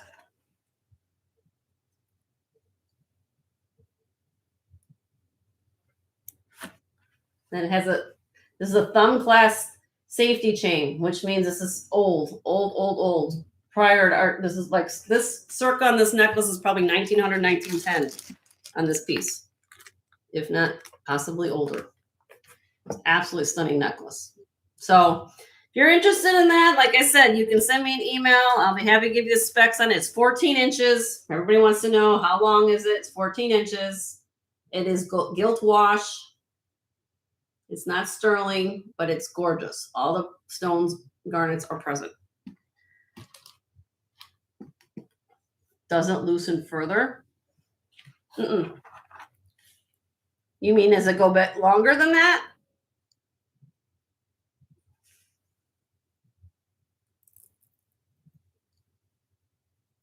This is a safety. No, yeah, this is just a safety chain to keep it together. So if the clasp comes undone, that's why they call it a safety chain. This is a push down clasp. See? And then that just opens up. Okay. Now, could you make it longer? Could you make it somehow longer so it could fit a longer neck? Yes, but I don't have stones here or what you could do to add a chain section onto it. But this right now is just a safety chain. It is not an extender. That's what's on here. Is the pin a match? Not exactly. I'm going to show you that in a minute. Let me put this back, get my eyes back together here.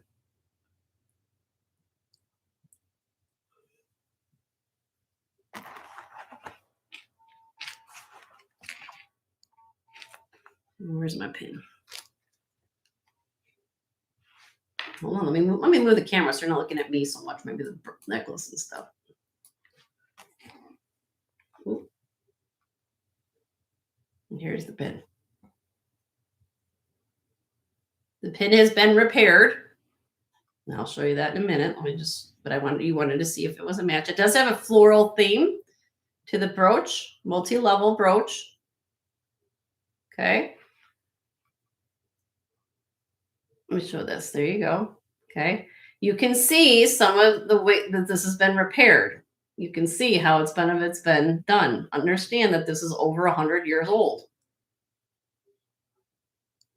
Here is the back, and you will see there's two sections here for strength that this got put back together. It has a C clasp, T-bar, and extended pin. Both pieces are not sterling. They are gilt wash, but they are genuine garnets. Yes. Yes. Beautiful, beautiful, beautiful. If I could find earrings, I thought I would have brought those home too. I did find, like I was telling everybody, SMP, I was finding there were other bohemian brooches, but like I had smaller, like little, maybe like a flower, like a little tiny little thing, like a bar brooch, if you want to know what a bar brooch, you know what a bar brooch is. Most people knows what a bar brooch is. This, I was going for punch. I was going for rarity. I was going for what people are liking. That's what everybody loves, is this beautiful sparkle, and some people can refer that this is old. They understand that, sometimes to find a piece over 100 years old is hard to find in perfect condition. I wanted to rescue this. So point is that this, I actually found out from the dealer who sold the brooch to me, that this was his great grandmother's. So if it was his great grandmother's and the guy who owns the booth was probably 60 years old, so that's what it was explained to me. So I know it's an old piece. So anyway, hope that helps. Yes, they're being sold separately. Yes, it is. Yes, both pieces are being sold individually, separately, and they're going to be on auction. Okay. And again, hi, Captain Fish Blue. Are you new here?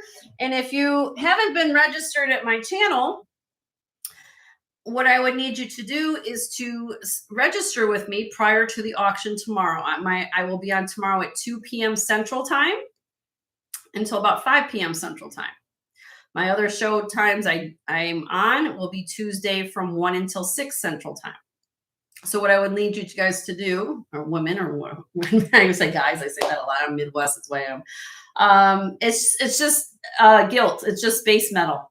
It's been gilted. There's no sterling content whatsoever to it. So they use base metal and they gilt it with gold. So it's not gold filled. It's not sterling. But but not necessarily on these pieces you're going to find that. Not necessarily. Sometimes you do. Sometimes you look out to find it. But I did scratch test it. You guys know I do that. If you're not familiar with my channel, you guys know I test everything. The scratch did not hold.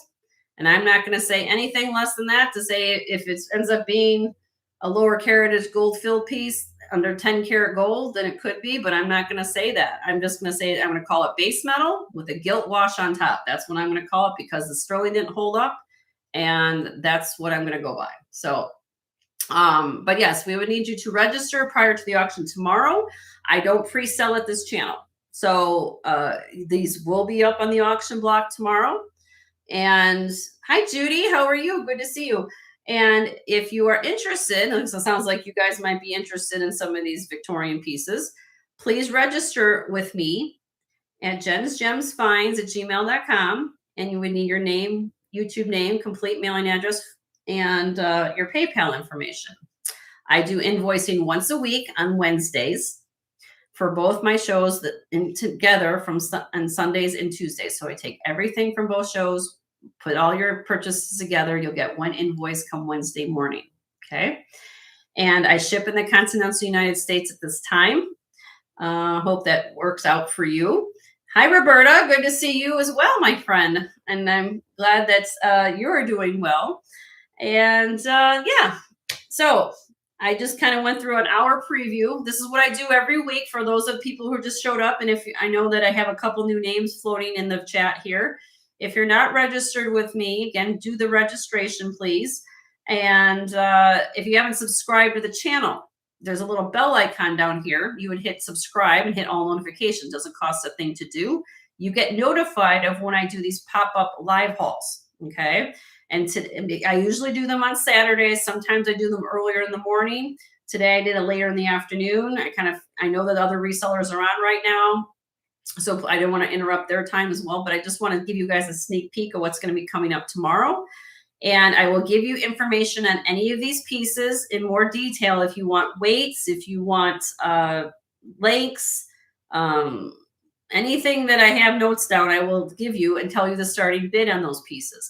Again, for all the people here, what I also do at my channel, which makes my channel a little bit differently, if you would rather be here tomorrow, you can chat. A lot of you guys are chatting here, but I do have people that watch my show via television and computer via email. My husband, Joe, is my business owner, of course, also my husband, my business partner. And he sits there next to me. He's monitoring email at the same time that the sale is going on. So I am here to make buying for each of you comfortable, the way you guys deem it comfortable for yourself. And especially if we're talking about a higher end piece, such as this piece here, if you don't want everybody to know your business and you want it on a purchase in front of everybody, I respect that. You can make bids, or you can leave me what we call a silent bid. I will tell you what the starting price of this piece is if you email me in a little bit, and I will answer each of your emails independently and tell you the information, anything you're asking me. If you would like to leave me a silent high bid on that piece, okay, I will do that, and I will refer to you as the silent bidder on that piece in the live chat. Okay, I know what your silent high bid is. I don't go to your high bid right off the bat. I go start in the increments. We start at the starting price. So everybody is aware of where we're at, okay? And then we just go in increments like we do, all right? So hopefully that makes sense to all of you. If I pass on an item, which means if I show something and then get passed, nobody bids on it by chance and it gets passed, it's then what we deemed in a status called first come, first serve, which means if I show it a piece, I show it up on the screen, everybody has fair shot to put a bid in. Or if you're not, a silent bid previously to let me know, right? If it is not bid upon at that time, it is passed. It is then what we deem what we call first come, first serve status. So during the show, if you change your mind on a piece, you can say, you send Joe, you can get my attention. You get Leonore as my mod. Leonore in this chat is my mod. She can get my attention through the chat. I will somewhat try to watch chat. Joe is also watching chat. You can send him a private email and say, Joe, I want to claim X, Y, and Z piece for this amount of, for what it was. He will then tell me this piece got sold. So I will then relate to all of you in the chat who didn't hear that the amethyst necklace got sold for $50, everybody. Okay, so everybody's then aware that this got sold. Okay, so there's no confusion about what we're doing here. It's very simple, but I also respect everybody's way they want to purchase. All right, so again, no pre-sales at my channel, but I do everything on auction. All right, I now on previous, again, if anything in my back set here, I'll probably do a video later today. All these things back here that you're looking at are all things I've previously shown on previous sales. So I will do probably a video a little bit later, do a scan of that, post it on my channel. You, again, first come, first serve, because again, they already have been up on the auction block. So you can put those pieces aside and I will do that for you. So any questions on that? I always want to try to make it fair for everybody. So then when you come to a show, you just spend an hour. A lot of you are still here after an hour and 35 minutes, which I appreciate because we also call this chit chat time. So I like to explain the way I do things at my channel. But that way, you know that if you come at 2 o'clock tomorrow afternoon, I have everything that I'm showing you right now because I don't pre-sell anything. All right. So I make it fair for everybody. You know, it's here. It's if you are interested, doesn't mean that if you have other obligations, such as you're going to a family event, if you're going to an appointment or whatever, you can leave me a silent high bid on that piece to whatever high amount you would rather to bid to. And I do same increments. So if we start an item at how my increments dollars work, so everybody understands, anything under $20 is a dollar increment. If we hit $20, it's $2 increments, and anything over $50 is $5 increments. Okay. So I make it very reasonable for everybody to get involved. Okay. Yes. Can you power bid? Yes, of course you can. You can do whatever you like to do. I make things very simple and easy for everybody to grasp here.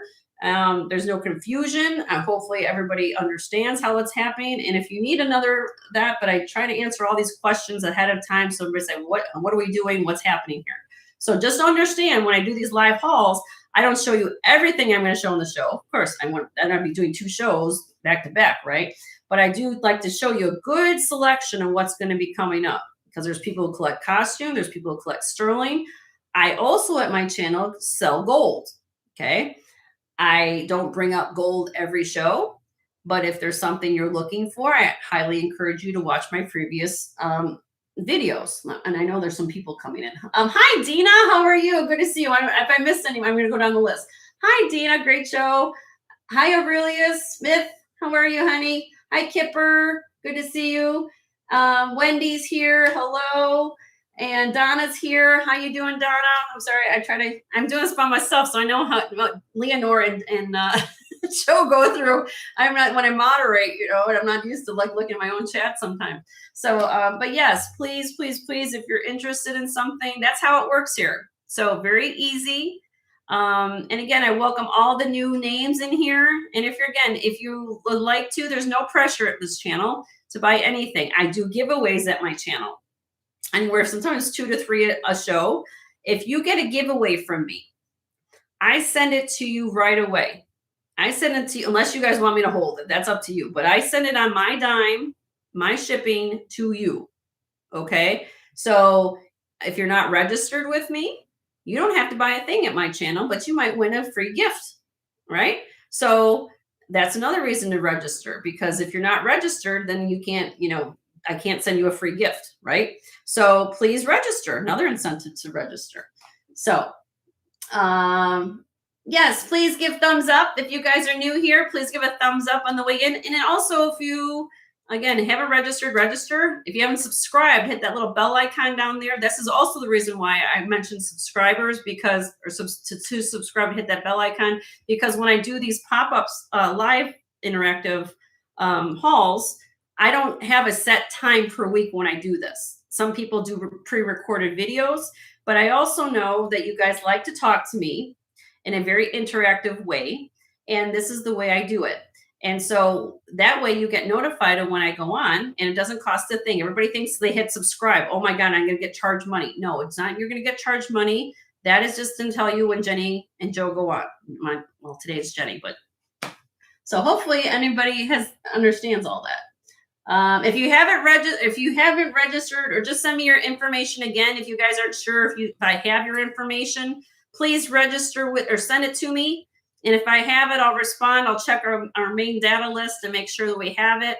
And I'll respond to you and I'll say, I have your information. If you've moved, some of you haven't, who have been to my channel, if you've moved recently, send me all your information, because I don't want to send it to the new person in your new house, your old house. Okay. So I want to make sure we have all that information. Okay. It's still here. You guys keep asking. This is right here. It's still here. This is it, Wendy. Everybody's asking, but I can tell that this is going to be a very hot item tomorrow, because I've got everybody asking about it. This is a Bohemian garnet circa 1900 necklace that I brought back from Milwaukee. It is absolutely stunning. I also have a brooch. This is 14 inches. It's shorty. It's a 14 inches. I'll show you in a minute. But I also brought back this Bohemian garnet brooch, Victorian. Okay. The brooch has been repaired. A couple places you can see the little, let me over here. There's a little thing, but it's old. Okay. Now let me show you this. I'll take it here. I know you guys are going to keep looking at this. I mean, I would love looking at this too. It is gilt wash over base metal. It is not sterling. I did check it. You guys know I check things. For those of you who don't know anything about my background, I think most of you do know.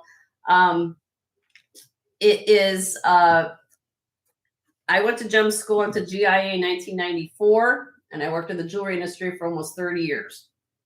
So look at this. This is all these are garnets, garnet slot clasp. This is a safety chain.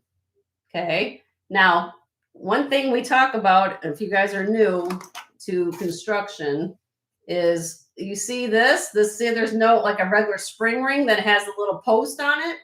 This is what we call a thumb clasp. This is old. This is very old. Okay. This is pre-spring ring, a lot of different things. So this is very, very old. And to have this, I talk about this a lot, the fact that this original safety chain is on here, very, very rare to have that. Okay. And understand, back in the late Victorian era, that they would use these type of necklaces as a status symbol. They revered their jewelry as a status of when people would view them. And so they were very, very protective of how they would wear their jewelry. And so over the course of time, it's very common to lose garnets in something like this, but this was definitely loved over the years. Definitely loved. So yes, people were skinnier back then, Wendy, believe me. If this was something that you guys look at me, I am not a skinny girl by any means, but believe me, if this fit me, I don't think I'd probably let this one go. That's how it's a beautiful, beautiful piece. It's a beautiful piece. And of course, the brooches as well. The brooch is not a, little thought after little gift too. This is like a floral brooch here. So got them both in Milwaukee when we went on our trip. And so those will be, if you want an individual, if you guys send me emails, I will give you the starting price on either one or both, whatever you're interested in, or any of the other things I had today. And I don't feel like a broken record, all of you, but I know I got people coming in. So I will be happy to tell you the specs on everything. And you can leave me a silent high bid if you cannot be here tomorrow. You guys know how that works. So does everybody seem to understand how I do that when it comes to auction, silent bids, reserve for your silent reserve high bid, all that kind of thing? So again, it's first come, first serve. If I haven't looked at my email yet since I'm on live right now, but I go in order. I will just go down my emails and tell you guys what's going on. jensgemsfinds@gmail.com, and we go from there. Okay. Everybody good with that? Okay. Anyway, it also, the title of my haul, if you guys would like to, again, I don't want to talk in 2 hours. I know that we have resellers on right now. So, but I also call this time chit chat. So if there's anything you would like to talk about, if there's anything that you want me to explain, If it's something I don't know off the top of my head, I will get back to you on an email if don't have an answer. But you know, that's what Jenny does at this channel. I've been on YouTube for almost 3 years, actually this month, 3 years. And I've been loving every minute of it. My husband's name is Joe. For those of you who don't know, he helps with the show. And he's also monitoring all the email and registration information time. We get along very well. We've been married for 5 years. We just had our 5-year anniversary this month. So we haven't met Joe. He's a really, really good guy. So, well, Alfonso, Alfonso, and this is okay. So Alfonso is a great person. I love Alfonso. Alfonso has a love affair with this is my mascot Spud. And what viewer sent this to me. And Spud is my positive potato. And this is hand crocheted. Oop, I dropped Spud. Uh-oh, Spud went flying. Spud went for a ride.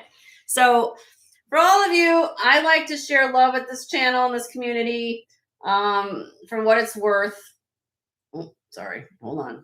There you go, Alfonso. You can take a picture of Spud today. So if you need a little positivity, love, kindness in your life, I have these 2 items on my desk. I love all of you. Positive there. And then another viewer sent me this. I call you guys my jewelry tribe.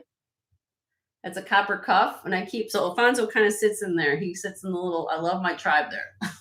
There you go. So we love Spud. Spud, if you guys, everybody goes through ups and downs in life, right? And I call this community a very nice, warm family. You are my jewelry family.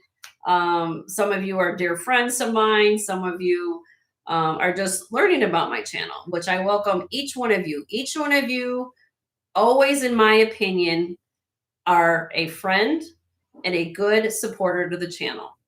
I welcome all viewers around the world to watch this channel. Unfortunately, I only ship in the continental United States, however.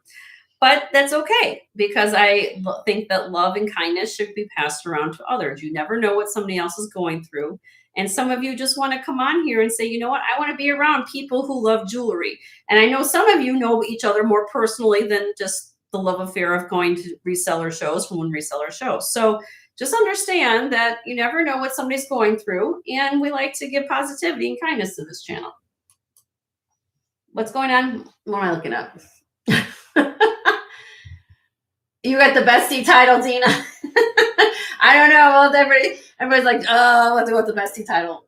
Oh, hi, Ivy. How are you, honey? Good to see you. Hi, Teddy. When I examine a piece under magnification, what are your eyes naturally drawn to first?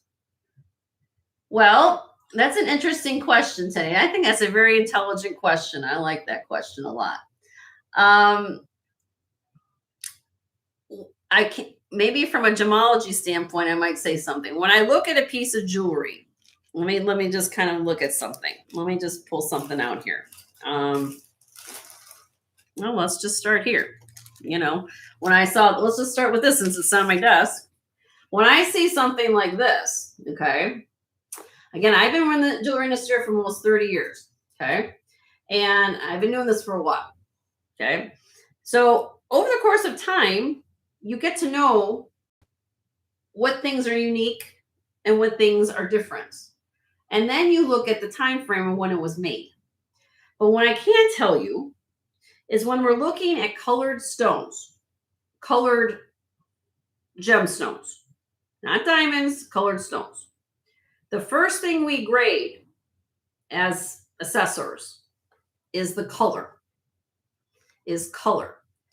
Colored stones, the first thing you're looking at is the color and how vibrant the color is.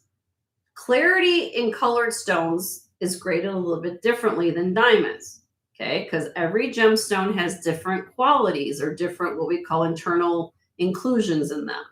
Such as, for example, we can't grade emeralds the same way we can grade an amethyst. I think you guys would agree with me that emeralds are going to have more inclusions in them typically, unless we're talking big, different things. But you can't grade them in the same way. So you have to be a little bit more lenient when it comes to those things. So, in something like this, you're looking for the consistency of color. You're looking for the fact that they're all present. You're also looking at the fact this is something rare and unique and the fact that it's old. Okay. The way that they make jewelry now is totally different than how they made it 100 years ago. Back in the day, they were looking at detail. They were looking at how everything was cut out. Everything was no man.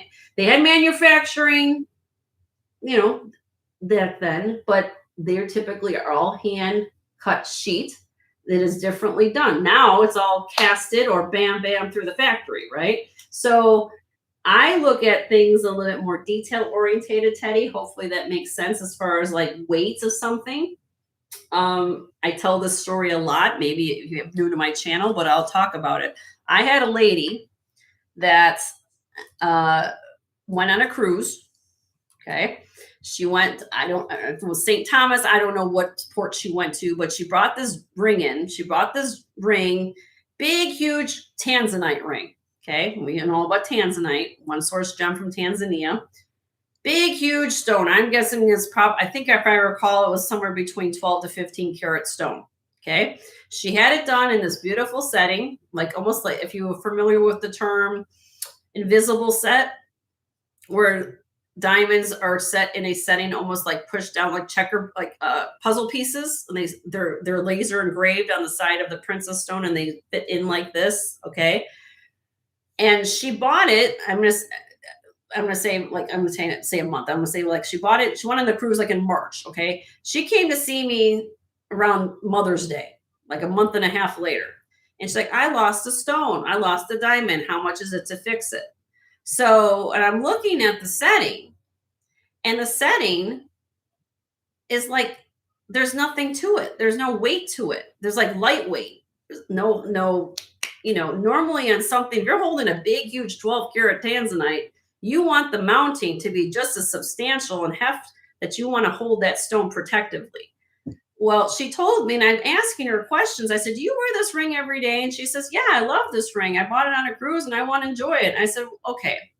So then I started asking her a little bit more. And I asked these questions not to be more indecisive, but I also understand, why is this ring falling apart within a month and a half? Half of it was there's no metal in it. The other the other part of it was, sorry, I have this focus.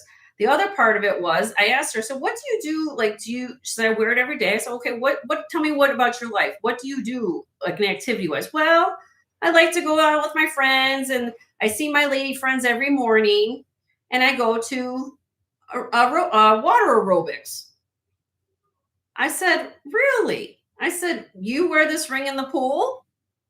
And she said, "Yes." And then she said, I said, "Uh-huh." Right there, I knew exactly what she did, because chlorine over a course of time will eat gold. It's an abrasive uh, substance that will actually eat gold and wears down the principle of the gold. Okay. So that's how most likely the gold got brittle and a diamond popped out. Okay. So I then said to her, I said, well, and I had to give her, but she didn't know. See, the thing is, when she bought a stone, she bought this ring on a cruise. They got off the cruise ship. And actually, I did a silent path. I took business in college. Okay. One of my last projects was talking about having personal shopping and how somebody explains things to you. But see, that's when you go on these cruises, they don't explain all these things to you. So when you get off the boat, you say, "Oh, this is beautiful." And then they don't tell you how to take care of your jewelry unless you're really, really knowledgeable about it, right? And nothing against her. She just didn't know, right? She locked the ring. She wanted to wear it. Okay. So got up close and personal. So I'm looking at this ring, and I went to my goldsmith and I said, he says, "There's nothing we can do for this. I mean, there's nothing. Understand, when you're working with something lightweight and thin, you could put a stone in there all the world, but it's not gonna do anything because there's nothing to hold it in. You have to have something to fold, to put that stone in, confidently." So then what we had to do, and I measured the big tanzanite, okay? And one of the terms we use in gemology is something called calibrated, such as when you cut a stone, and I'm not a stone cutter by trade. I'm not a goldsmith by trade. I'm a graduate gemologist by trade. So when you cut a stone, especially colored stones, sometimes you have to cut them based on what is the rough is giving you. The cutter's goal is to make the biggest stone out of the rough crystal as much as they can. Okay. And sometimes when they're doing that, we try to make them in what we call calibrated sizes, such as if it's an oval shape, 8 millimeters by 10 millimeters, 6 by 8, 5 by 3, things like that will fit into what we call cast settings that manufacturers make. In her case, this tanzanite was so big and unusual, it was an unusual shape, elongated oval is what it was. Okay. So it wasn't a calibrated something I could just order something from a company and say, we're going to create this ring. So we had to then turn around and recreate this ring for her. Okay. And she spent a significant amount of money on this ring. Let's just, to the tune, I don't remember at the points, but she spent a good amount of money. And it's a beautiful stone. I mean, if you looked at it, it was just gorgeous. But unfortunately, because the setting was not, they put this big stone on top of a setting that wasn't there, wasn't made very well. She had problems with it. And so we remade that ring, and to the tune of probably at least 3 times the weight of what it was, because we wanted to make sure what that stone was going to be held in properly. So we had to re-custom make the ring from scratch. And so the lesson of the story is when I'm looking at stones and I'm looking at rings, I look at the setting just as most importantly also as what's holding the stone. So I know, Teddy, I kind of went off track a little bit, but sometimes with colored stones, they're not going to be what we call calibrated, but they're graded in a different level. They're graded by the color themselves. And again, I'm not a cutter, but that's what they're looking for. They're trying to make as much, when they cut that stone, they're trying to get as much weight out of that stone as possible. I also talk about on my show about beads a lot. When I show bead necklaces, here. I showed this earlier. For those of you who weren't here, I showed this. I love lapis here. This is going to be coming up tomorrow. Okay. This is a honker carved piece of lapis. It's a dragon with a peach. But look at these beautiful lapis beads. This is all sterling on this piece, and moonstone in the bail. But to cut beads, when you assess beads always command a premium when they're symmetrical and cylindrical like this. Or I should say circular, beads. If you have chips, chunks, any other situation going on, they're not going to be valued as much as a bead will be all the other week, because there's more stone loss in cutting something in a symmetrical bead. Okay. Bye, Dina. Love you, my friend. Have fun with your friends, honey. Good. Thank you for showing up and giving me a thumbs up. Been a great show today, by the way. If you guys haven't checked out Dina's channel, check out Dina's channel. You like bezel set? Yeah.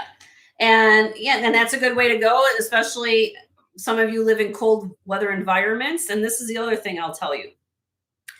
When you live in a cold weather environment and you're wearing gloves during winter, I highly suggest that, first of all, that you get your prongs checked more often than not.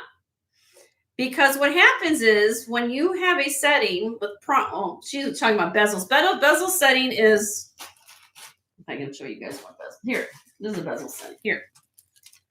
So you guys, what's she talking about, Jenny?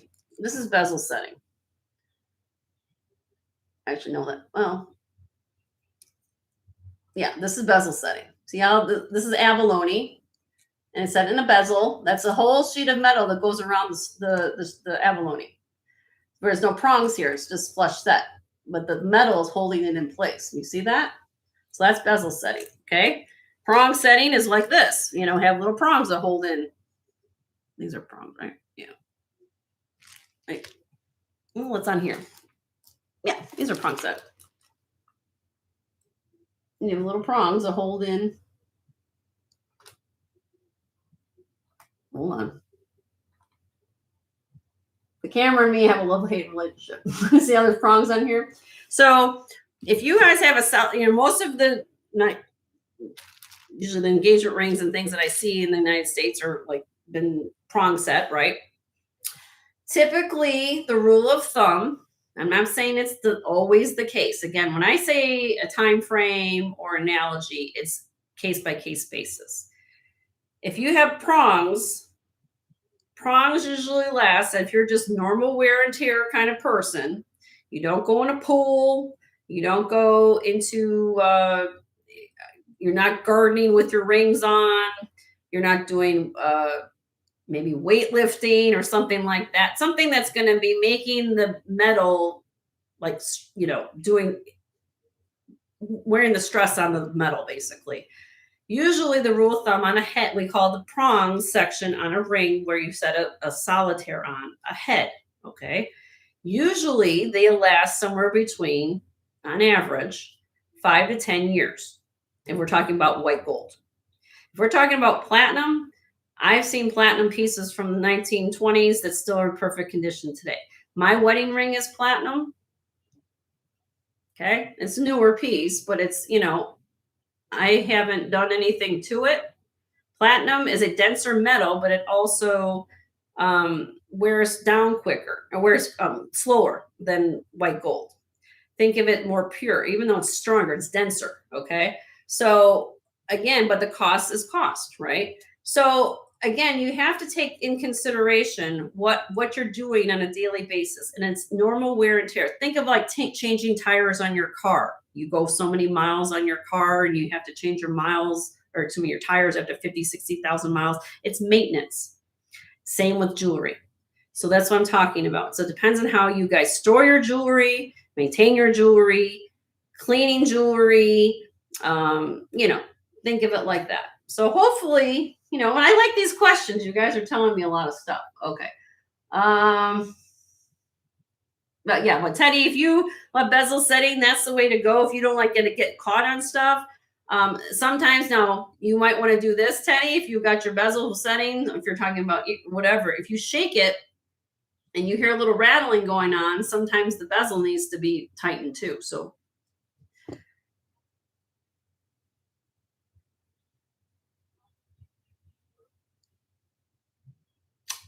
Okay. Do I recommend a heavier weight head or more substantial prongs for someone who plans to wear this ring every day? I just don't like the prongs. Yes. Or platinum or a bezel. Are you talking about putting like a diamond? Is that what you're talking about, Teddy? Are you using a diamond to set or colored stone? Diamond or colored stone, Teddy?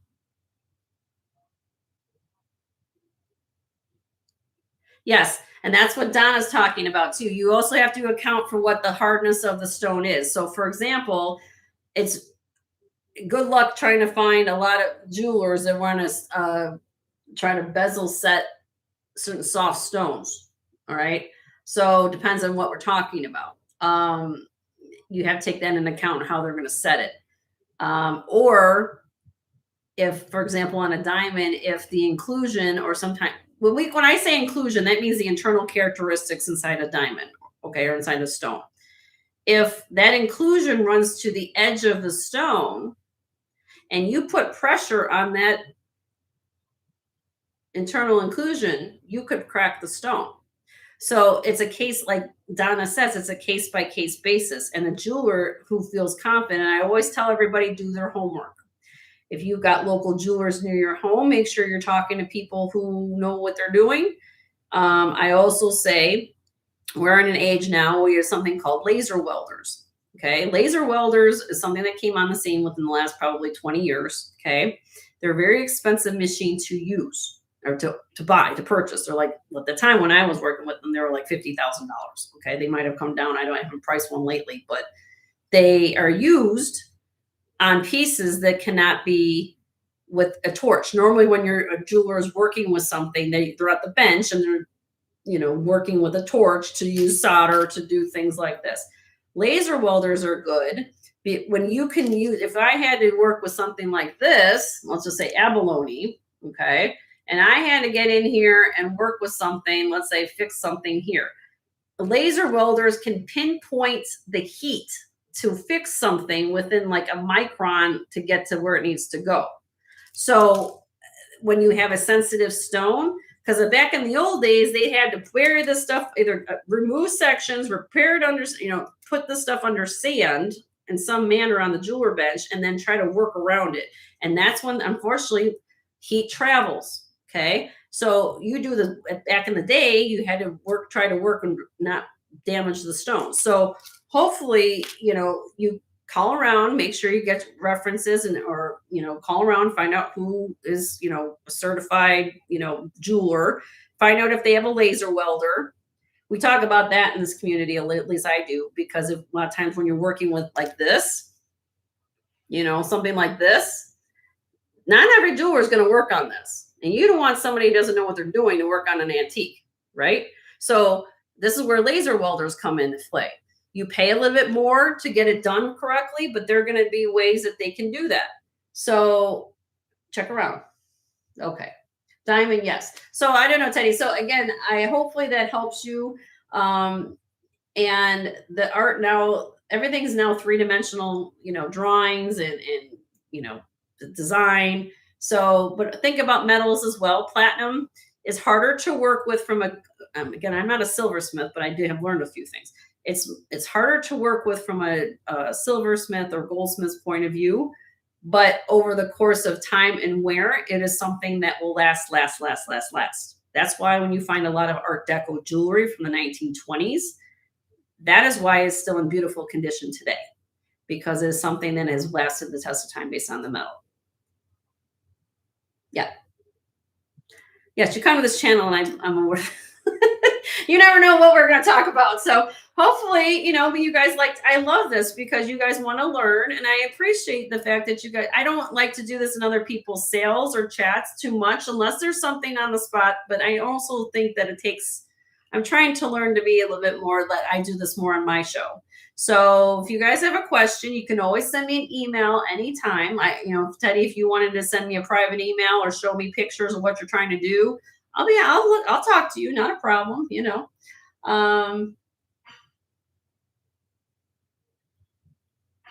Uh-oh. Okay. So now Judy just brought up a very unfortunate situation, but this is one thing I want to talk about. Okay.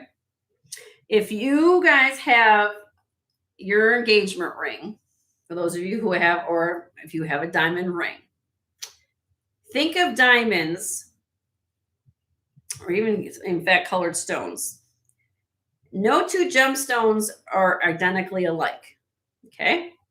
Is there such a thing as a flawless diamond? Yes. For the most part, most of us have a diamond that is going to have what we call an inclusion, or either something on the surface or something inside the stone. It's like a snowflake. No two snowflakes are alike, right? So one of my jobs, and I'm going to tell you, not all jewelry stores are the same, but one thing that you might want to do, and I'm going to put this out there as a suggestion for everybody, is to take your diamond into the jeweler. They have a microscope. Most jewelers will have them. I don't have one here in my office, but if I have a microscope, that was part of my job when I worked in the jewelry store. Every customer that came in, okay, and they were leaving their ring with me to work on new head, new prongs, new something, or what, sizing it, whatever.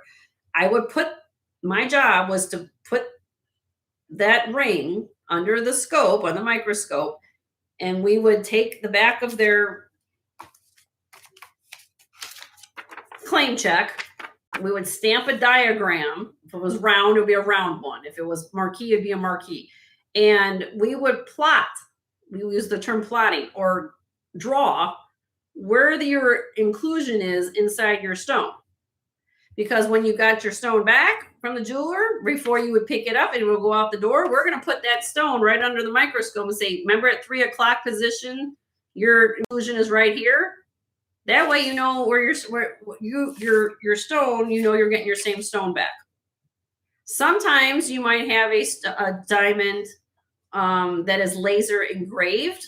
If you've got paperwork with it, like a grading report, sometimes on the side of the we call the girdle, which is the widest point of a stone, there is an inscription. They laser engrave the number that correlates with your lab report.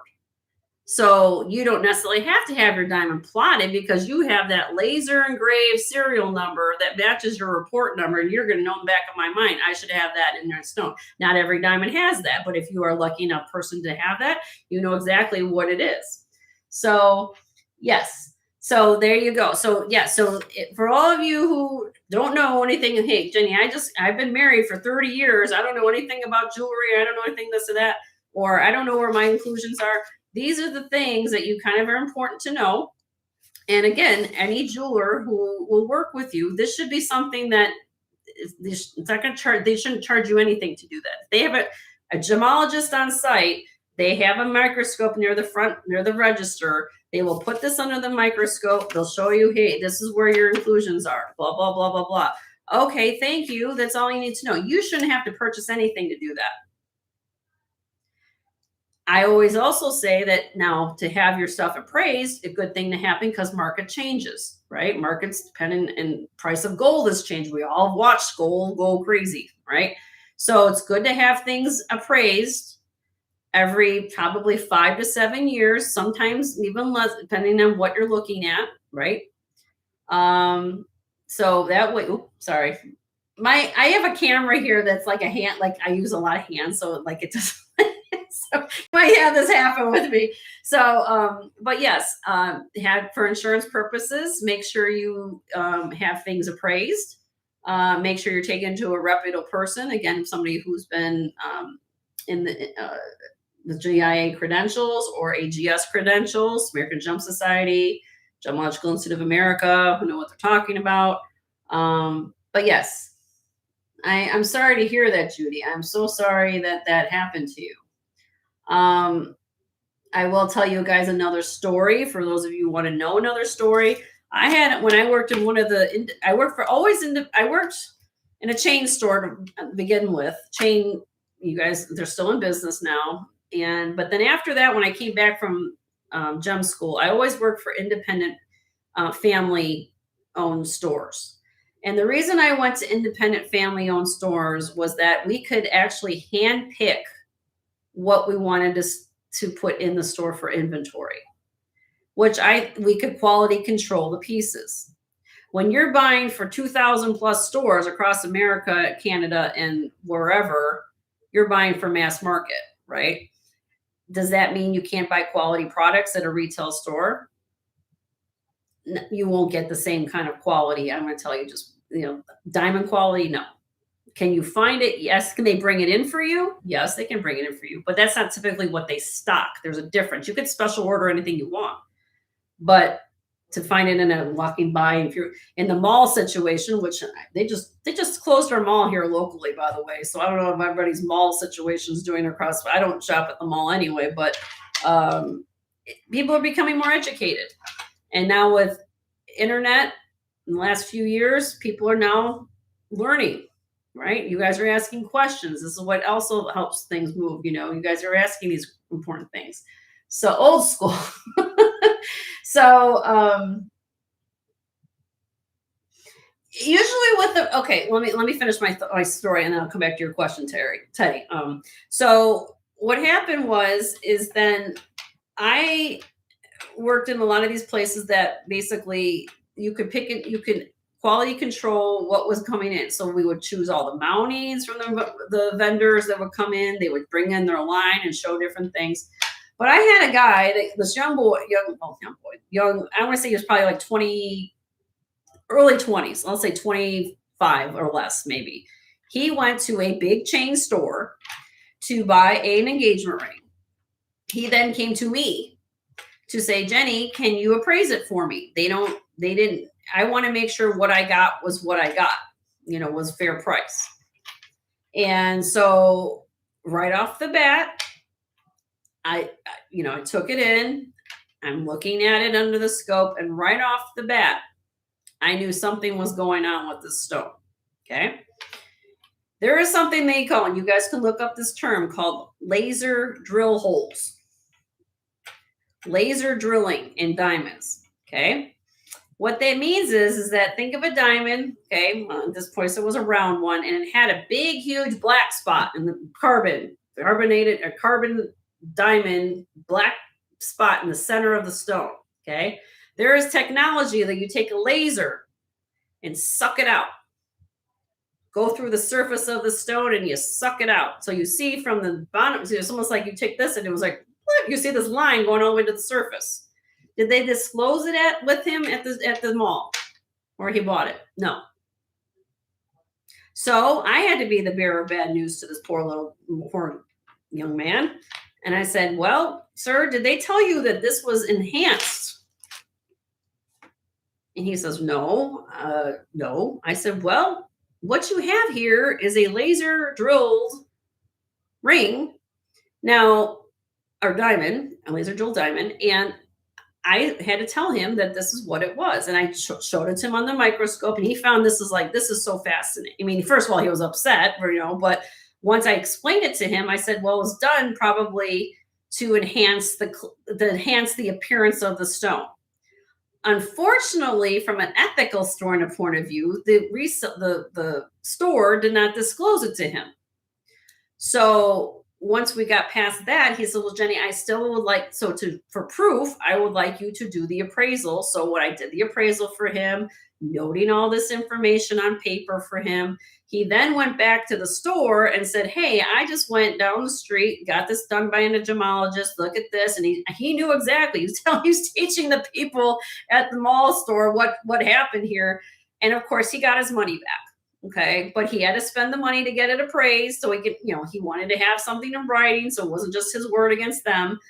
I said, okay. And I don't like to, legal point of view.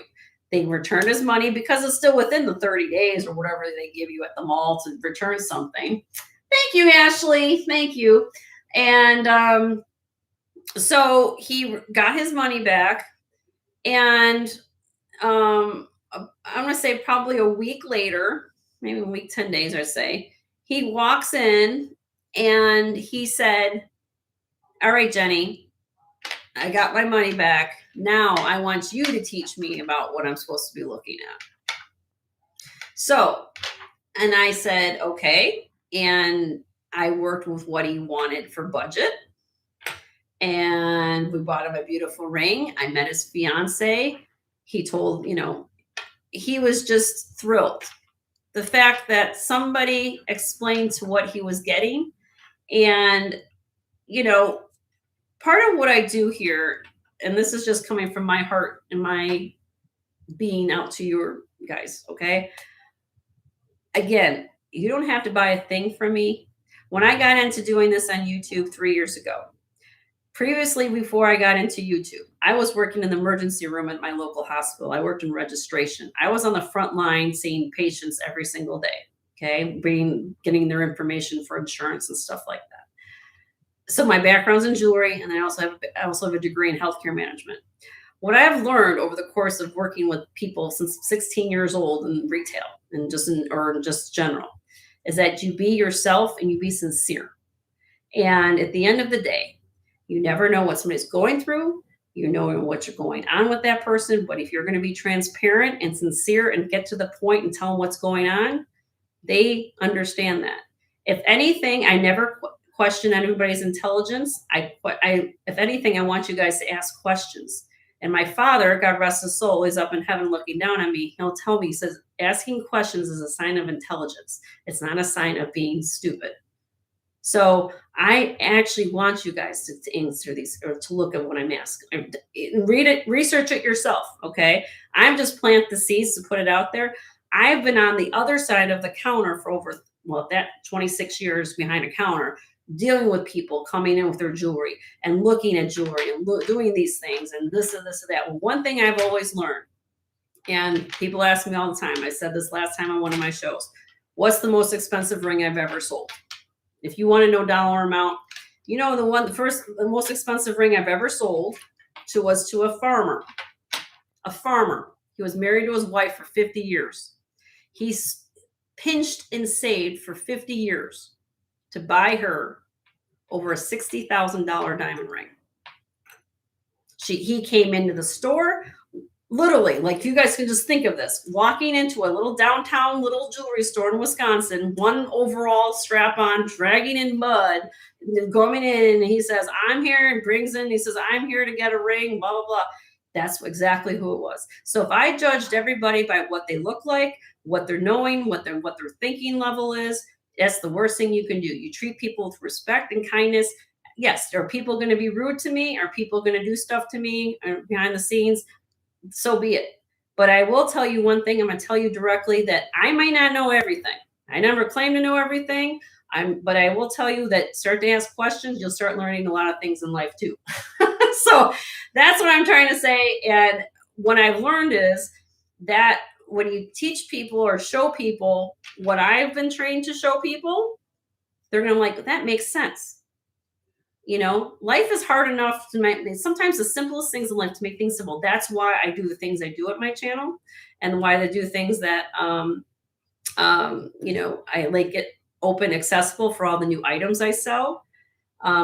That's why it's very simple for me. So hopefully that, okay. So I'm sorry, Teddy, I know you're probably trying to get my attention, but that's what I'm trying to teach a story that if I sat there and said, well, this person doesn't know anything, it's okay. Because I look at this point that, you know what, if it's something that's important to that person, they're going to go back and say, wow, you know, they'll research it.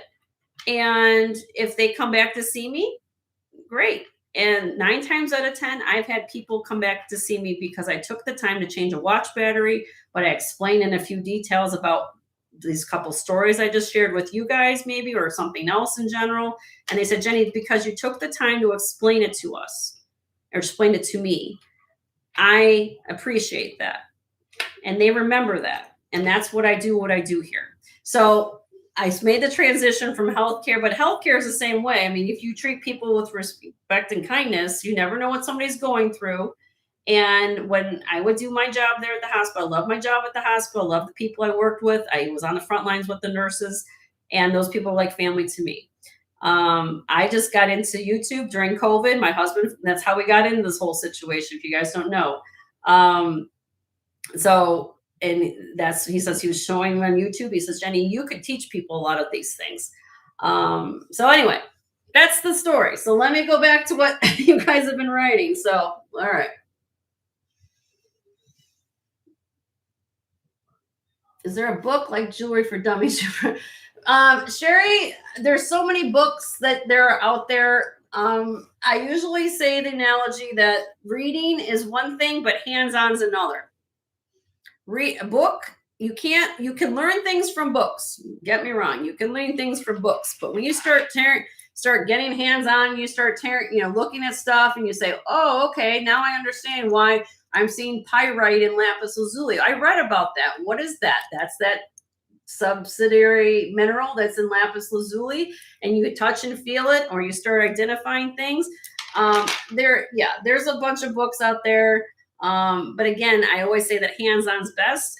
But again, come to my show and I'll start showing, and that's what I do. I start explaining things, and that's what I take the opportunity to talk about.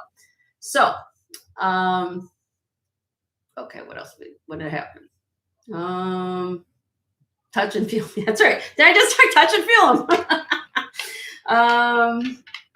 Yeah, the ring was gorgeous. The ring that he got for his wife was gorgeous. And, understand, she was a farmer's wife.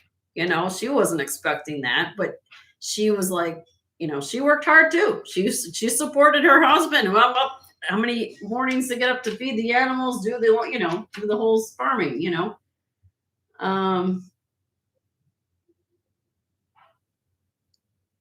Thank you, Andy. Thank you, Marilyn. Thank you, Judy. No, I'm not in healthcare. I left the hospital in August of last year. I worked there for 6 years.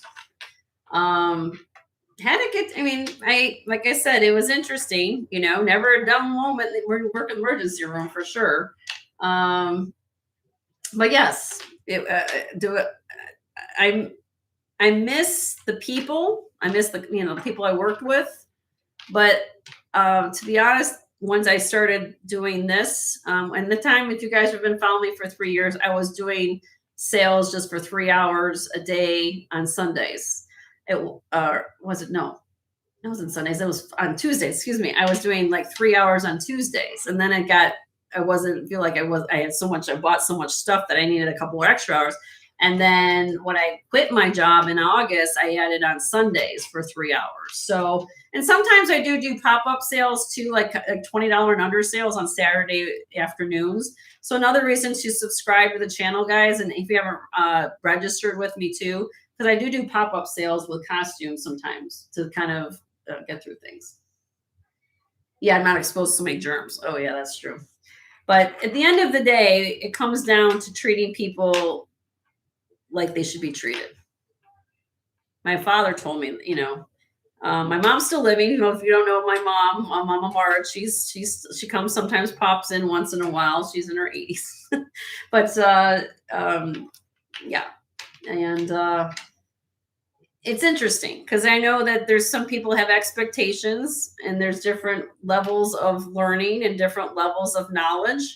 And again, but I ultimately I leave it up to the individual. That I don't mind helping people, but you want to be helped. I can't read people's mind, but I can tell you, I'm going to tell you some things about jewelry. But if you have a question, always reach out to me and I can help answer a question. I get that asked a lot, what am I supposed to look at? So I can only do a little bit at a time with every little question. Am I perfect? Have I made mistakes? The heck yeah, I made mistakes. I had to when I worked in the jewelry industry, I had to refer to other gemologists for help. I don't know it all. Nobody does. And if somebody does say that they know it all, good luck with that, because that's not going to happen, because I'm always learning every day. So, and okay, so what are we talking about now? Sapphires? Sapphire is confusing. Okay, well, let me tell you this, Teddy. All right, Teddy, just like diamonds, if you guys are aware, sapphires can be every color of the rainbow, just like tourmaline. Tourmaline is the USA's national gemstone. Tourmaline can come in thousands of colors, so do sapphires. The only difference between us now, ruby is in the same family as sapphire, okay, except it is colored by an element called chromium. And it has its own distinction that we call the ruby. Okay. So it's a corundum. The family name is called corundum. Okay. So, but yes, there are multiple colored sapphires. I don't have an example here right now to show you of that, but they do come in different colors. So their diamonds do. And yeah. Okay. So hardness, wearing it every day. Typically, the rule of thumb, and I'm not saying this is all for what I say. If it's the colors of the American flag, red, white, or blue, ruby, sapphire, or diamond, you can wear it every day. Within reason. Now, understand there's treatments and enhancements that are done to certain gemstones too. Not too long ago, I had a enhanced ruby that was what would they call clarity enhanced, which means they took resin, they took a inferior, more of a lesser grade ruby, and they fill it in with this coating, right? And I had to tell the person, I said, this is a beautiful, and everybody was looking at the ring and said, wow, look at how beautiful and shiny this polish is on the stone. I said, well, let me tell you right away, everybody, if anybody purchases this ring, it cannot be sized. It cannot be put in a hot ultrasonic. Reason being, if you put that stone in those type of environments, the coating's going to come like filling up, you know what I mean? So you have to look at things and way things are going, and this is something, again, this was purchased, a ring that was purchased online on a jewelry channel. I ended up getting it.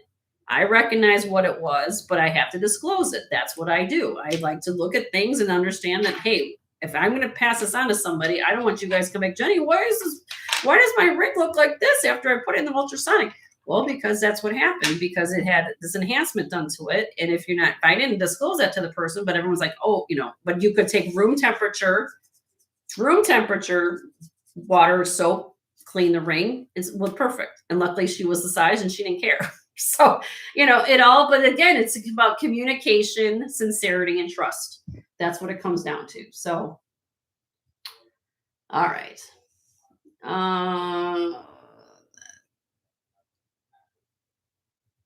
Got treated as scum by an antique Melbourne, Australia mine-cut diamond ring until I coughed up the folding stuff.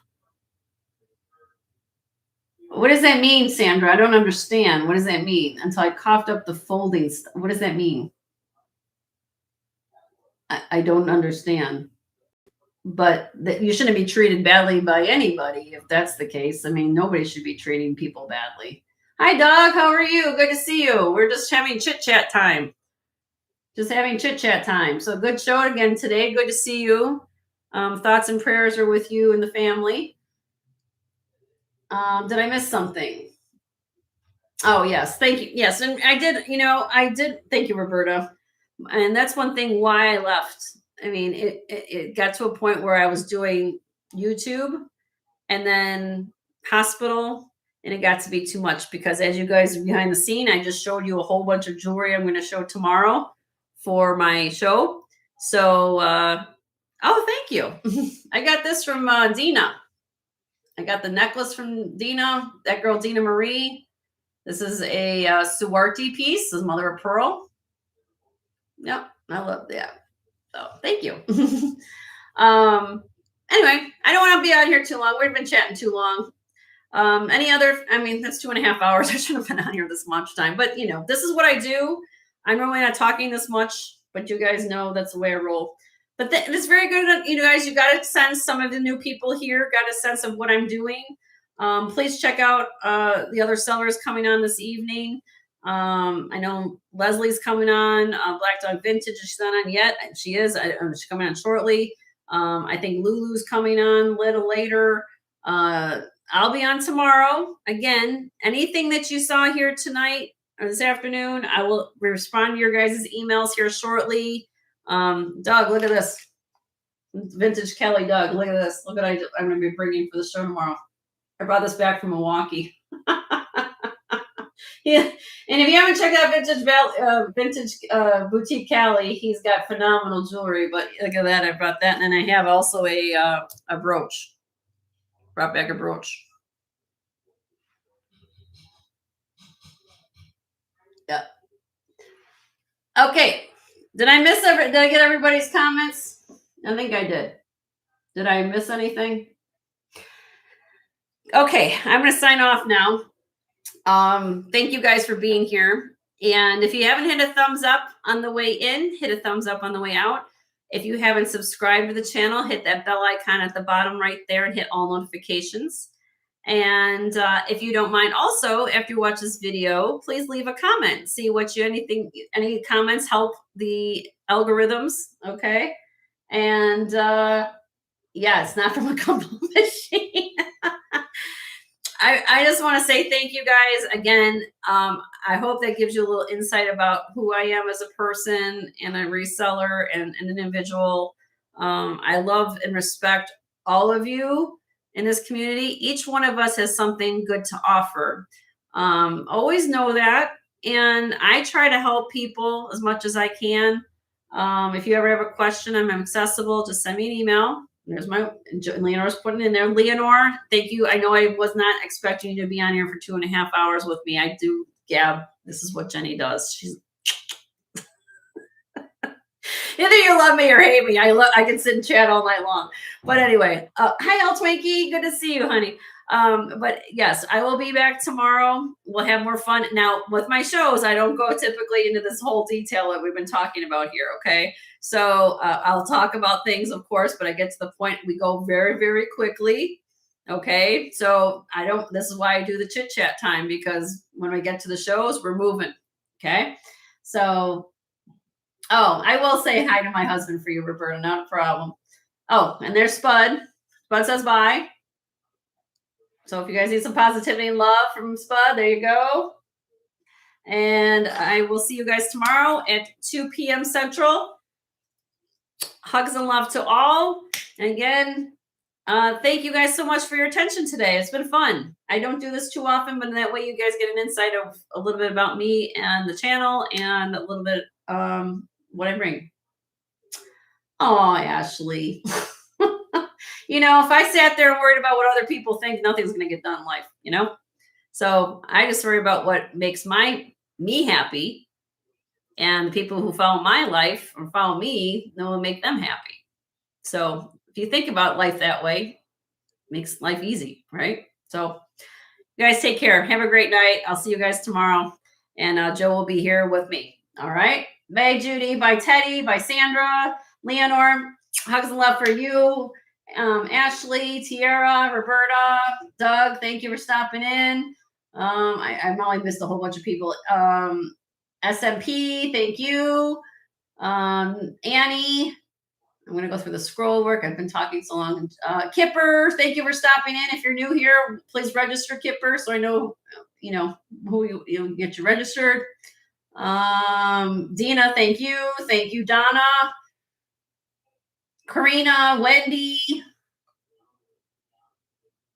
I miss anybody else? Aurora, I can't always say it. Aurora Alice, am I saying that right? Aurora, is she still here? Aurora Alice Smith, Lamaha, Judy, Captain Fish Blue. If you're new, please register with me too. Rebecca, I know you were here and said bye earlier. Thank you guys all showing up. All right. And Marzena, where's Marzena? There you are. I forgot about you. Oh, all right. Had fun. We'll see. Have more fun tomorrow. I can't wait to start the goodies. And again, if there's anything that you guys are looking for, if I don't have something here that I bring up right away, or if it's on this hall, I may have it back here. Like I said, I'll probably watch my videos, watch my clips, watch my videos, because it does tell a story about what I've got going on with the channel. And that way you can claim things too that I don't have time to do every show to do. So I might have it. You might not even know it by not looking at it what I show today. So just let me know. All right. Aurelius, is that, am I saying that Aurelius? Is that right? Okay. All right. Take care, guys. I'll see you guys tomorrow. Have a good night.